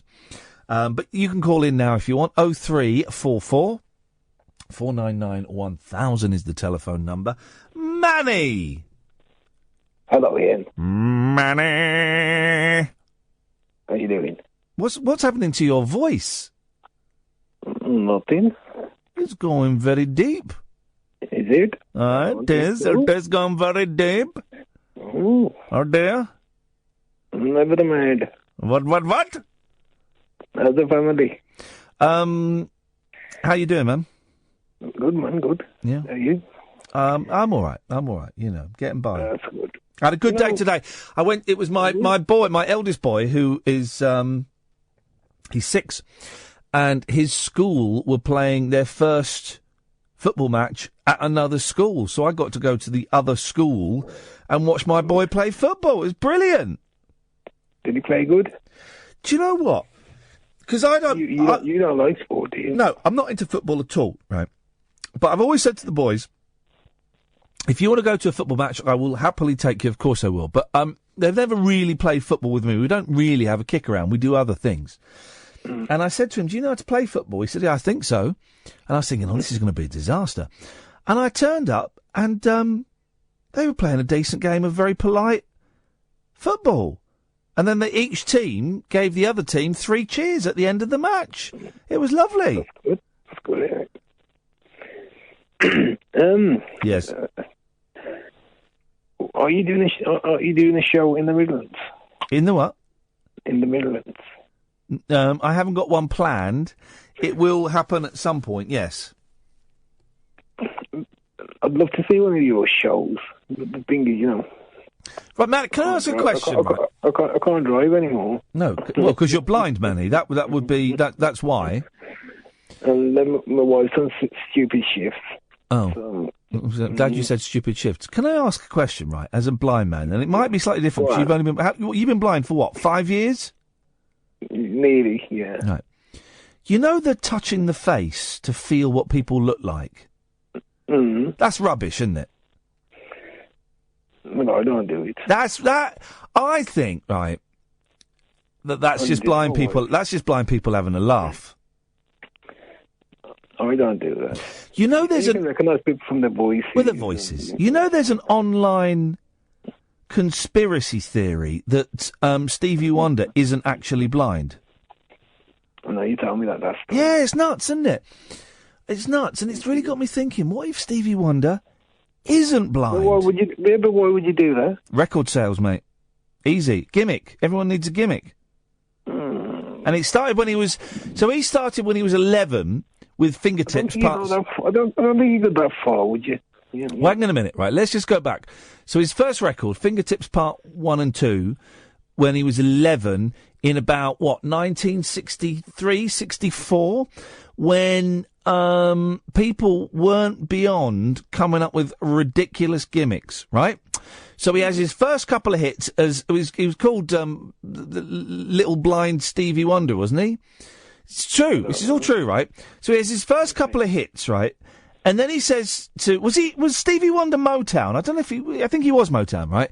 So then he says to Berry Gordy, "Look, Berry, I feel really uncomfortable about this blind thing. I can see, I can see. I want to blow this whole racket." And Berry Gordy says, "Well, you can't now, because all of the good faith that people have put in you, if you come out and say, I wasn't really blind, it was just a joke, you'll never sell another record as long as you live." And you say that to a 12-year-old kiddie, that is a lot of pressure. That can mess you up, man. Yeah. I don't know. What do you mean you don't know? What do you mean you don't know? Of course he's blind! What do you mean you don't know? Of course he is! But it makes you think, people say I'm not bloody blind. No, imagine if you weren't. It's just because I go everywhere. They think, because you're blind, you can't go anywhere. No. Without a dog. Anyway, Manny, what you called in for? No, see, when you do... There's a place, it's about 4 miles away from my house. Yeah. It's called the Red Robin 2. where they've all tribute, Shawadi Wadi, and they've all, it's a comedy club as well. Stan Boardman, he's been there. So Shawadi, you want me to go and play a venue that's had Stan Boardman and Shawadi Wadi? They have like tribute band. Who am I a tribute to? Tommy Boyd, Danny Baker. But I think you should come there. You get a good audience. We ought to come and watch a show. No. Do a show. You do your show, then bring Kath with you as well. No. Wait. I'm not taking Kath to anywhere that sells alcohol. That's not very nice, is it? Well, she's your right-hand woman. She's what? What rumours have you heard? Who you been talking to? Steady. No, I think you should do a show down there. Well, I did a show. I did 2 shows there about a year ago. Did you? Yeah, I did. Not that venue, but a place in Birmingham, and I can't think what it's called. It's got like a big theatre and a little theatre. I played the little theatre. No Tower Ballroom, was it? No, I don't know. I don't know. Oh, okay. I don't know. Mm. But I haven't listened to WM since you left. Good, and that is the way it should be, Manny. Thank you. Solidarity. Whereas this chancer, you're on WM all the time, Caddick. Hip, hip, hip. Come to you after this. The wild man of late night radio is back. Iain Lee on Talk Radio. We have ways of making you talk. Yes, Caddick. Hip, hip, hip, sir. Yes, what? How are you, boss? I'm all right. What you got for us? It's Children in Need Day today. Gosh. I'm not at the BBC. I don't have to pretend to care anymore. Sorry. Well, don't apologise. I mean, yes, it raises a lot of money, but boy, oh boy, it's a tedious evening's entertainment on television. And it's the first one without Sir Terry Wogan. Well... yeah, here's the thing, Alan, right? And I know you're raising some money for it. Good for you, right? Yeah. Enough boring to watch on telly. There's a few good little bits in it, but it really is, I think, a very, very dull evening. And what the BBC wanted us to do when I worked there was, because I did a breakfast show on BBC Local Radio, they'd say, right, so what are you doing for Children in Need this Friday? I'd say nothing. They said, you've got to do something. I said, well, yeah, I'm turning up for work and doing my job. And they want you to all take part in it. And I just didn't feel like it. Well, you know the station I normally listen to when you're not on? Literally did not get one word of that. You know the station I normally listen to when you're not on? BBC WM, yeah. They had an auction today. Oh, yeah, what did they auction? They had different lots. Yeah. Including Adrian Goldberg coming to do the ironing. Oh, Jesus. I like Adrian, but I mean, that's just terrible. And we had an auction at our place, and it's just... At Free Counties? Yeah, I just think it's... I mean, it's... a lot of money is raised for charity, so that's brilliant. But I just think it's... As a listener, I would have hated that stuff. I just think... It's like when LBC do their Make Some Noise Day. You think, all right, well, that's the day not to listen to LBC. And we'll probably do one here, and I'll get behind it because it's my job, and it'll be brilliant. But, as a listener, it's boring, man. Oh, dear. Oh, a little burp there. Did you hear that? That was right. It shows I've got a bit of a migraine coming because I burped. Anyway. Oh, pardon me. Hey, look at that. Pile of the burps. No. Don't keep... No, don't. That's not a thing. Sorry, just killing airtime. Yeah. Well, I'm quite happy to do that. What, butter the burps? No, I'm happy to kill airtime. That's my job. I'll give you a ring after my sponsor silence tomorrow, Ian. Okay. No. Dear me. David Attenborough's upset the snowflakes on the right. Who'd have thought it? David Attenborough's upset those right-wing snowflakes. Trump nuts kill Sir David threat. Crazed Donald Trump fans have threatened to kill Sir David Attenborough after he joked Trump should be shot. Oh, look! And then there's Paul Ross there. Better call Paul. And it's got the phone number and everything. Oh, look. Promotion. The TV legend, 90, infuriated the US president-elect's followers with comments in an interview. Asked how he would feel about the climate change denier in the White House, he replied, "We could shoot him. It's not a bad idea." That's a weird thing to say, isn't it, for a 90-year-old naturist? Trump fans targeted him on social media, like David Attenborough gives us stuff. I've been in a room with David Attenborough, a green room. He's a little bit up himself.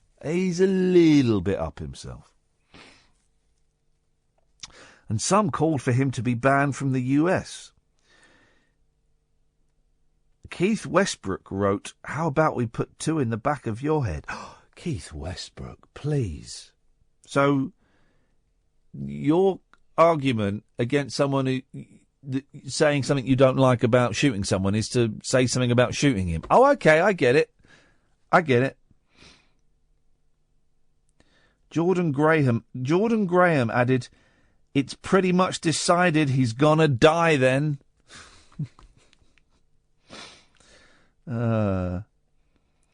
Planet Earth 2 star Sir David, who campaigns on climate change, made the joke in this week's Radio Times.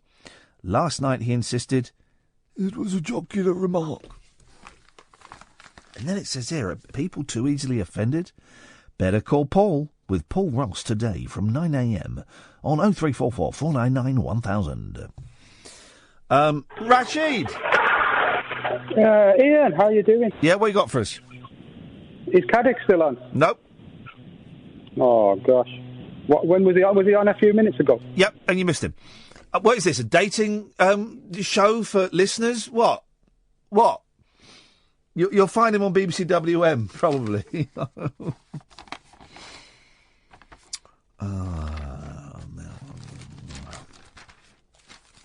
Oh, here we go, look.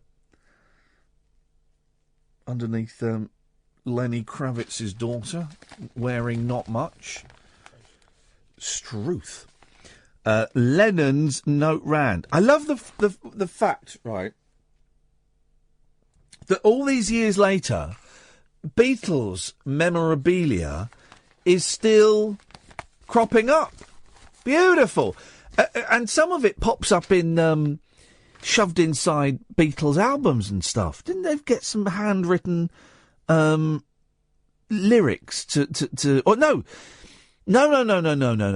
It was John Lennon's draft of the message he sent the Queen when he returned his MBE or MBE, I think it was, and he'd practiced it, and one of the practices was shoved inside a Beatles album. Imagine that, wouldn't you? Though, an angry note from John Lennon to Paul McCartney is up for auction. I would love this.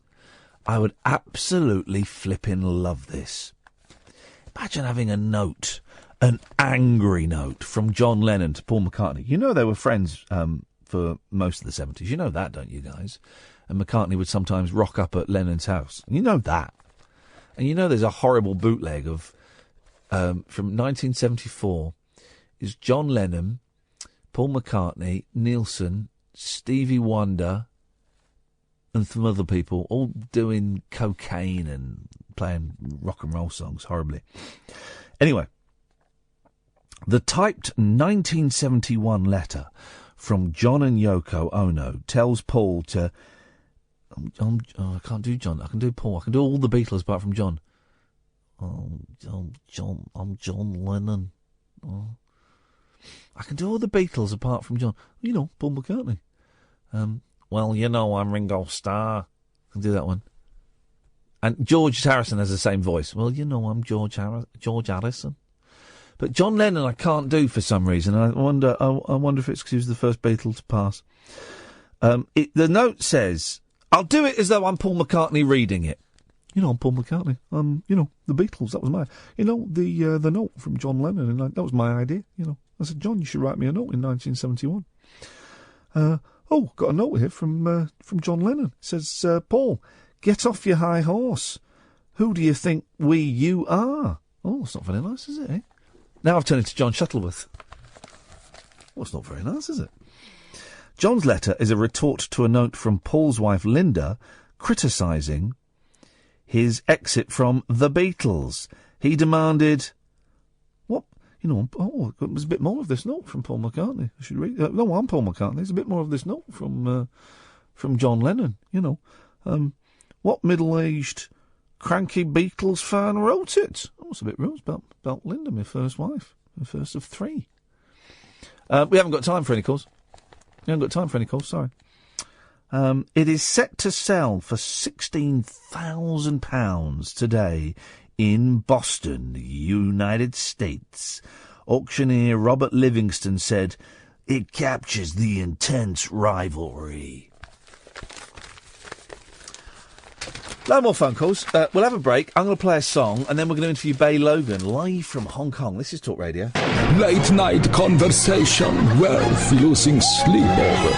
Iain Lee. On air and off the leash. On Talk Radio. We have ways of making you talk. My last name is Lee, Bruce Lee. I was born in San Francisco in 1940.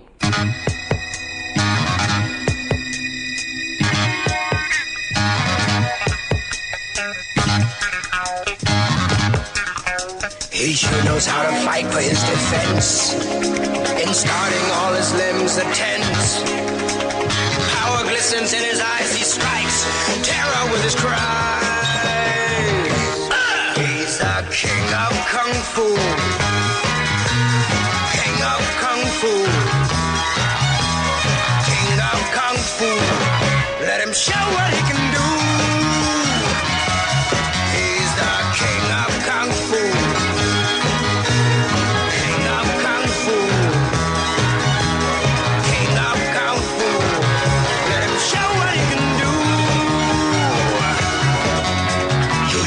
Every human capability with a fingertip sensitivity. His kung fu courage set in motion. It's a massive dynamic explosion. Power fills his eyes as he strikes terror with his cries. He's the king of kung fu. King of kung fu. King of kung fu. Let him show what he can do. It's a fabulously ridiculous song, which we've played on the show quite a few times. I love that song. It's a theme tune to a film that doesn't even feature Bruce Lee in. But we remember we spoke a couple of weeks ago to Michael, who is making a documentary about Bruceploitation movies, like Bruce Lee and Bruce Lee and Dragon Lee and all of that. And I love all that stuff. I love all that stuff. I really do. But when I was a kid, my first ever actual proper hero at the age of 10 was Bruce Lee. And I don't know... Well, first of all, I don't know why my parents allowed me to watch those movies, because they were X-rated. Proper X-rated, with scenes of nudity and extreme violence, although the English ones were cut to pieces. But I was obsessed, completely obsessed with Bruce Lee, and it was in the days when we had a Betamax video recorder, and we would go to the video store, and they had all these, kind of strange-looking, wonderful Betamax videos with these beautifully ornate... covers, and I was absolutely hooked, and I bought books and I bought magazines, and I started learning Kung Fu a little bit later on. For a few years, I was never any good at it. I had a little go. And then every now and then, other obsessions have come into my life, and family and work and things like that. But every now and then I go, oh, I remember just how much I used to love Bruce Lee. And all of the films are now on wonderful DVDs with extra discs and bonus footage and stuff like that. And I remember dragging a girlfriend, about 10 years ago, when they were showing Fist of Fury at the BFI. I dragged her along and she did not enjoy it. But every now and then I go, oh, I remember how much I love Bruce Lee, and I'll dig out my DVDs and watch them, which is why it's such a thrill to have the next guest on the show.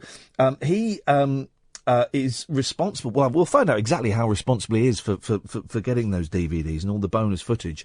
But he does absolute cracking commentary on all of the Bruce Lee DVDs, and really, it's so knowledgeable about Bruce and about the subject of Hong Kong cinema. It's just a joy to sit and listen to him while the films are playing away, and I'm so thrilled. It's Bey Logan. Good evening, Bey. Good morning, Bey. Good evening. Good morning for me. Evening for you. Hi, Ian. How are you? Yeah, I'm fine, thank you. I also, when I was a little kung fu boy, in the sort of mid-'80s, I also used to subscribe to Combat magazine, which you were the editor of, weren't you? I was. It's been downhill from there all the way. But that was my first real gig in the martial art movie world. How did you get into martial arts, Bey? From when I was very, very young, I remember being completely fascinated and obsessed with the moving image in all its manifestations and, like, martial arts. And the first ever exposure I had to it would have been, like, you may be too young to remember the Avengers TV series? Mate, God bless you. I'm aware of it, but I didn't see it the first time around, yes. So it was playing on our little black and white set with Diana Rigg as Emma Peel, was flipping people around. Yeah. And in the Bond movies, and I just remember being aware of this unarmed combat style. And in the Captain America comic books, you had Batroc Viliper using savate. Yeah. So I was just fascinated by these things. And then actually the first, the Kung Fu TV series with David Carradine, who later became a good friend of mine, that was the first exposure to Kung Fu with, like, the dragon and the tiger and the snake styles and going to Shaolin Temple and the idea that a white guy could do this stuff, because Margaret Cho said it shouldn't have been called Kung Fu, it should have been called Who's That White Guy? Yeah, and, it's hard to remember now, but Kung Fu, the show with David Carradine, was absolutely massive. I remember being obsessed with it. I had posters of David. I had the Kung Fu Annual. Yeah, everyone was doing, all the comedy shows were doing Grasshopper spoofs. It was massive, wasn't it? Well, there was the goodies. Remember Eki Thump? That was such a... Oh, yeah. I do remember that, yes. And but the thing with the Kung Fu TV series was, compared to Bruce Lee, was it always it's one of the things I'm covering in my upcoming book, Plug, Bruce Lee and I, is the fact that even though Bruce Lee is perceived as being a Kung Fu star, he really didn't do any Kung Fu in his films, or minimally did he perform Kung Fu in his movies. In fact, he was doing a kind of hyped-up kickboxing, or you could say he was doing MMA at the beginning of Enter the Dragon. But he wasn't doing the stylized Shaolin traditional Kung Fu that you saw depicted in the Kung Fu TV series with David Carradine, and of course later, and probably much better, by Liu Chaliang at Shaw Brothers in those films. So there were two streams. There was Kung Fu, which was the TV series, and then maybe Shaw Brothers and Golden Harvest movies, and Bruce Lee, who is a phenomenon unto himself. And people put these kind of conditioners on. They say he was the greatest Chinese Kung Fu Hong Kong movie star in the world. No, he is the biggest movie star in the world, all time, that's ever been. The biggest real-life human, like, the only people comparable would be Superman, Batman, Tarzan, those kind of people. But globally, if you show anybody a picture, you go to some remote African village, and, the only thing you'll see on the wall will be a poster of Bruce Lee. Yeah. Isn't it funny? Global. How did you end up... there's so much I want to ask you, Bey, because honestly, your commentaries on those Bruce Lee films, they breathe new life into them. How did you end up going to working... and do you live in Hong Kong? I live in Hong Kong. I've been here for about 23, 24 years now. And my main livelihood is being a film producer. My most recent... I did a run of films the last couple of years: Crouching Tiger, Hidden Dragon, Sword of Destiny, Lady Blood Fight, and I just finished Kickboxer Retaliation, which is coming out next year. Yeah. So I do that as my main job. And as a sideline, there's a saying in Chinese, when you drink the water, remember from where the water flows. So to me, my livelihood every day making films and working with people like Jackie Chan and Donnie Yen is kind of drinking the water. And where it flows from is, of course, Bruce Lee and all the classic Chinese Kung Fu movies. So I see myself at a midpoint where I'm making new films and I'm celebrating the earlier ones. Yeah. And for me, my kind of the thing that instigates me to do new things is often the same reason I wrote my book Hong Kong Action Cinema many moons ago was I would be constantly saying to people, when is somebody going to write a beginner's definitive guide to Hong Kong film that I can read? And they never did. So finally, I think my girlfriend at the time said, well, quit belly aching and why don't you write the damn thing? And that became that book. And then with the commentaries, it was kind of the same. And one of the producers of Enter the Dragon did a commentary on the Warner Brothers DVD, and I thought it was just so poor. It was just so ill-researched and so unengaging. So I was bitching and moaning about it, and then somebody at the offices of Media Asia, where I was working at the time, said, well, if you're so smart, why don't you do one to show us how it can be done? And we had the rights. We released, for some reason, there was a delay in the rights for us to re-release Fist of Fury in Hong Kong on DVD, just for Hong Kong market.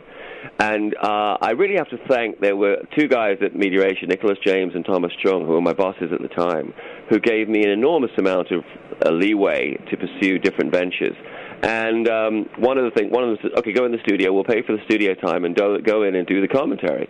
And I went to do the first one, Fist of Fury, and I thought to myself, well, I've seen this movie 15 times, or 50 times. Yeah. I won't need any notes. I'll just go in and watch the movie and tell everybody all the things I know. Halfway through the first recording session, I completely dried up. And I said, please, can we stop? I'll come back tomorrow. So I went home, and I got out my Rolodex, and I called up everybody I knew who had been in the movie. And by this point, I knew people who had been stuntmen on the movie, like a guy called Zebra Pan, Ban Ma Jai, like a guy called Chen Wing Ai, Abi, like a guy called Peter Chan, Chan Long. And I would just call these guys up and say, what do you remember? What do you know? What do you remember? What do you know? And then call Louis Sitt, who'd been the production manager at Golden Harvest, and just take notes.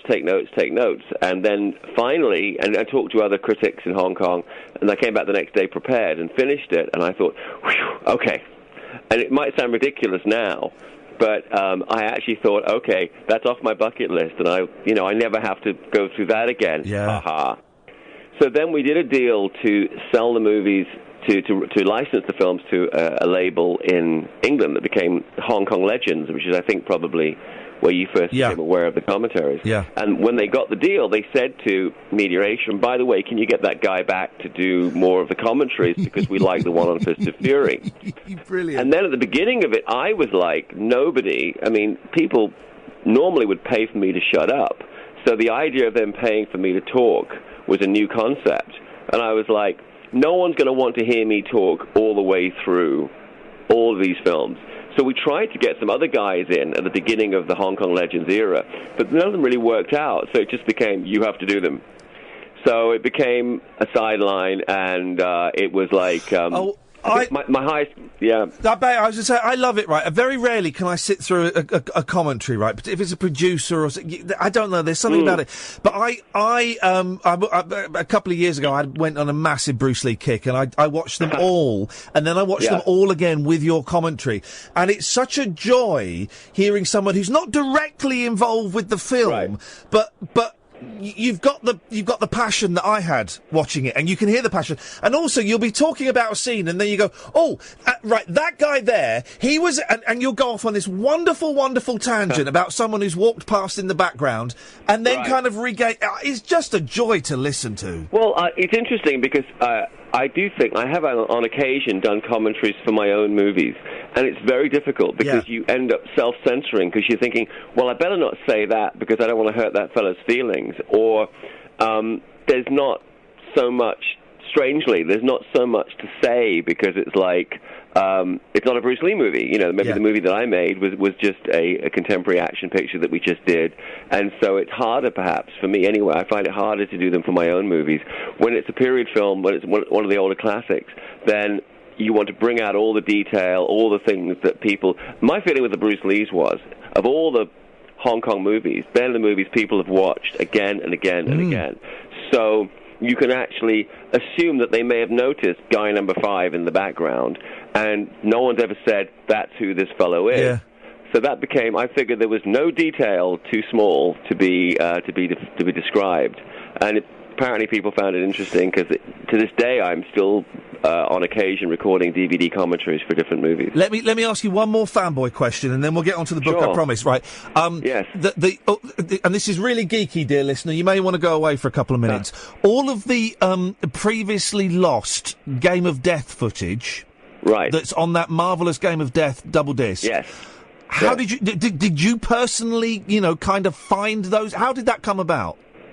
Well, I was hired by my first major gig at a film company here was with a company called Media Asia, who at that time were distributing the library of Golden Harvest films, including the Bruce Lee movies. And they'd just taken delivery of lots of film elements and print materials from Golden Harvest. And I've always been incredibly lucky in terms of my timing and in terms of my access, where it's come to Hong Kong films or Chinese kung fu cinema. And so I joined the company just when that happened, and therefore had the authority to go into the archive and say, I'm vice president of whatever, can you show me any footage you have of Bruce Lee?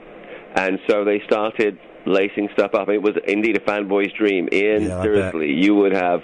I don't know what you're allowed to say on your show, but I mean, you would have had a physical reaction, I think, to sitting there watching all of this unfold. And then there was the grandmother. There was this guy called Larry who was like the crypt keeper, and he goes, and there's these reels of film here with Game of Death on them. We're not sure what they are. Oh, baby. And I was like, well, lace them up, big boy. And I sat there, and I've never, I don't want to, people have asked me, and I think, in a way, they're thinking, well, probably it was just another day at the office for you. Absolutely not. I mean, I had poured over, for people who aren't aware, just brief recap, Bruce Lee in 1972 shot fight sequences for a film called Game of Death, and he was fighting, the most famous person would be Kareem Abdul-Jabbar, the basketball player. Yeah. And he shelved the film to go and make Enter the Dragon, and he died before he could come back to making it. And the years passed, then in 1978, Golden Harvest took that footage and cobbled together a completely different film, and they used a minimal amount of the footage Bruce Lee had shot in 1972 of him in the yellow tracksuit, the thing Uma Thurman has in Kill Bill. Yeah. And all of us fans wondered how much more was left, what else was there that we hadn't seen. And over the years, you got a few clips. There was a documentary called Bruce Lee the Legend where they showed some of what they call outtakes and stuff, but it was footage from Bruce Lee's version of the movie. And then we dreamed about and pored over the documentary and looked at stills in magazines and what else is there. So this was something that had been really in the back of my psyche since I was, a teenager. So I go into this screening room and they started screening. There was lots of other bits and pieces like the raw footage they'd used for the credit sequence of the finished 1978 Game of Death. Yeah. And then suddenly, another character in Game of Death running up the stairs to fight Dan Inosanto, who's one of the characters in the movie, who also was a student of Bruce Lee. And it was just, then he did it again, then he did it again. And I mean, if you have worked in the film industry, you realize what you were seeing was dailies, which were all the kind of the printed shots, the kept shots from Bruce Lee as a director, shooting in sequence, pretty much. And it had been put together in sequence as to how Bruce Lee originally saw his Game of Death. And I still get goosebumps kind of talking about it. And I was like, this is the mother lode. And then watching through, and I'm not a great, I've heard these people over the years say, I was possessed by the spirit of Bruce Lee. I've never had that lucky experience. I've been possessed by the spirit of Jack Daniels. Yeah. A few evenings. But that particular time, there's a shot from a fight between Bruce Lee and a Korean expert called Chi Hon-soy, when Bruce Lee walks up to fight his opponent, and he just raises his hand in like a kind of a gesture of, in Cantonese we would say mansao, like asking hand. Yeah. And he just raises his hand towards him, and I just felt this energy and presence coming off the screen, almost pushing my chair back. And that's the only time I've had anything close to a mystical Bruce Lee experience. I've been around the back lot of Golden Harvest where he made all his movies. I've been there at midnight waiting on the ghost of Bruce Lee, and he never showed up. So I'm open to it. But that was the one time I felt this presence. And then I watched the footage through to the end, and emerged from the crypt into the daylight, and I was just stunned. Yeah. And then I kind of had to explain to my colleagues at Media Asia, who were not Bruce Lee fanatics like me. I mean, who is, right? And they were like, just why this was so important. And they only realized it when a buyer from Japan came in to license the footage, and he made an offer. And I went in to see Thomas Chung, who was the head of the company, and he said, "You idiot, you put the decimal points in the wrong place." And I said, "No, that is the offer." And he went back in to see the guy, and he says, "I'm so sorry, this is a junior colleague of mine, he's not very good at maths, and obviously this isn't your offer." And the Japanese guy looked and said, "No, this is my offer." Wow. And the guy was like, "Well, done." And they shook hands. That's when they realized this was a BFD. I don't think I can say what BFD. B is big, D is deal, and the F. Bey, listen, we've got to get you on to talk again, but we've got a few more minutes. Tell me about the book, Bruce Lee and I. It's coming out, it's January of next year, is that right? It's first quarter 2017. Okay. It's with Mark Wiley at Tamberley Press, and we haven't got a definite set-in-stone release date. Of course, nowadays, so much of it is would be like the Kindle edition. Right, okay. So you're not tied to print schedules as you might have been previously. But it's basically Bruce Lee examined from my perspective as something of an authority on Bruce Lee, but also, perhaps more importantly, as a Hong Kong film historian and also as an active Hong Kong filmmaker, the only non-Chinese person that's been an active film producer in Hong Kong over the last 20 years. Yeah. And so my perspective of him from working side by side with people who really work with Bruce Lee, again, in the same capacity, and speaking the language and being able to, if you get somebody in an interview situation, they might be self-censoring slightly, but when you work with them and you're at 3 a.m. on the movie set and you say, well, what was Bruce Lee like? And they tell you a story, you kind of get more of the real deal. So it's a book, I tried to make it a book that only I could write based on my life experience, which might sound obvious, but there's been so many biographies of Bruce Lee and so many kind of stories telling the story. He lived in America, he made these films, then he passed away, and it's been the same story repeated. I felt you didn't need that. So I hope people will, when they see my book, feel that there's a fresh approach based on my life experience. So I'm very exciting, and now I feel this will be my definitive word on Bruce Lee after the commentaries and after this book.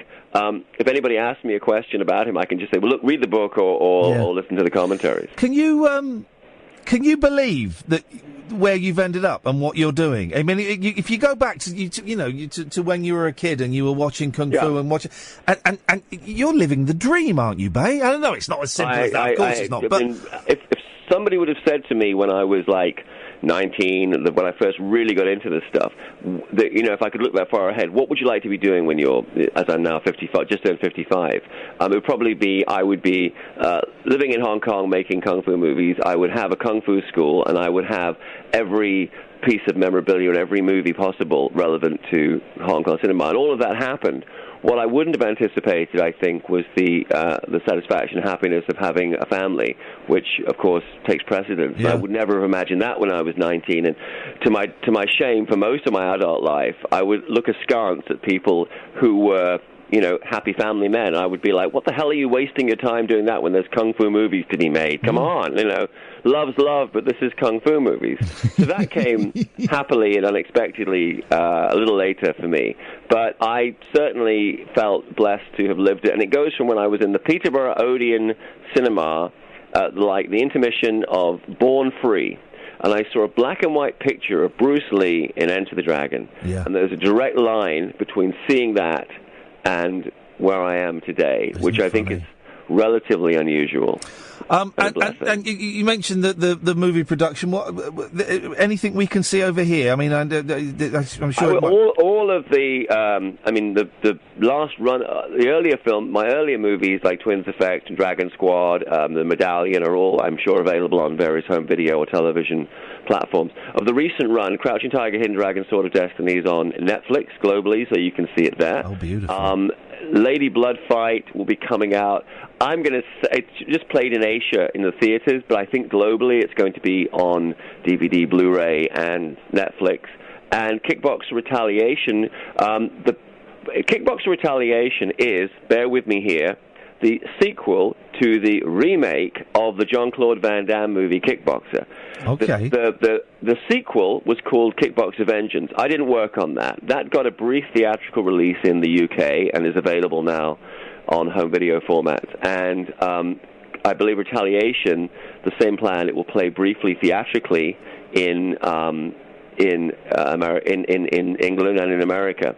And I'm actually on screen. I'm the double for Christopher Lambert in that movie, so it was my other claim to fame. That was a lot of fun. We had a huge fun time making that movie. It was with Jean-Claude Van Damme, Mike Tyson, Alain Moussi is the star of the movie. We had a lot of MMA fighters in there, and Christopher Lambert from the Highlander films was the bad guy. It was just great. We had a really good time doing that in Thailand. Bey, we're out of time. We'll get you on again at some point if you're up for it. Honestly, it's such a thrill to talk to you, man. I remember seeing your name in Combat Magazine in the 80s, and thank you. You know, the work you've done is just wonderful, Bey. So thank you very much. Thank you, Mr. Lee. I appreciate it. Thank you, mate. Take care. Bye-bye. And happy birthday for earlier this week. 15-year-old me is grinning like a lunatic. What a nice man. I'm going to have a little Bruce Lee session this weekend, I think. I'm going to have a little Bruce Lee session. I enjoyed that. Absolutely enjoyed that. Blinded. It's weird, isn't it? Not everyone gets Bruce Lee, and it's funny. He only made 5 films, right? But Bey's right. He is one of the most recognisable faces. I remember when I was working in Pakistan, they knew Bruce Lee, and you kind of think, well, how? You know, we didn't even make 5 films. He made sort of 4.5 films, and the Game of Death is fascinating because he filmed about 40 minutes of footage, and then he died. And 3 years later, or 5 years later, something like that, the Hong Kong cinema said, "Oh, let's make this Game of Death film, but let's only use about 6 minutes of the stuff that Bruce Lee filmed, and let's make this really weird, convoluted, complicated story using 2 or 3 Bruce Lee lookalikes." And weirdly, they use scenes from other films that he made, and they kind of edit it in, and it's the strangest movie to watch. And then, you know, you buy the DVD and you find out there's about an hour's worth of footage that he shot. Anyway, that's it. That's your lot. Back tonight at 10 o'clock, dear listener. I should remind you, of course, I haven't done it for a while, that you can get podcasts from iTunes, from Acast, from Pocket Cast, from all of those kind of places. We had 3 podcasts out the other day. We had Matt Haig, Dennis Le Corriere, and also a best of. So if you go to your podcast provider and subscribe, then whenever we release a new one, it will pop up in your inbox, and you ain't got to do nothing about it. Don't forget, I'm up for your suggestions on what I should do for the New Year's Eve show. It's on Saturday, not Sunday. I'm an idiot. Thank you, Catherine. Thank you, Edward. Back tonight at 10. Till then, ta-ta. Talk Radio. Digital debate for the UK. Talk Radio. We'll get you talking.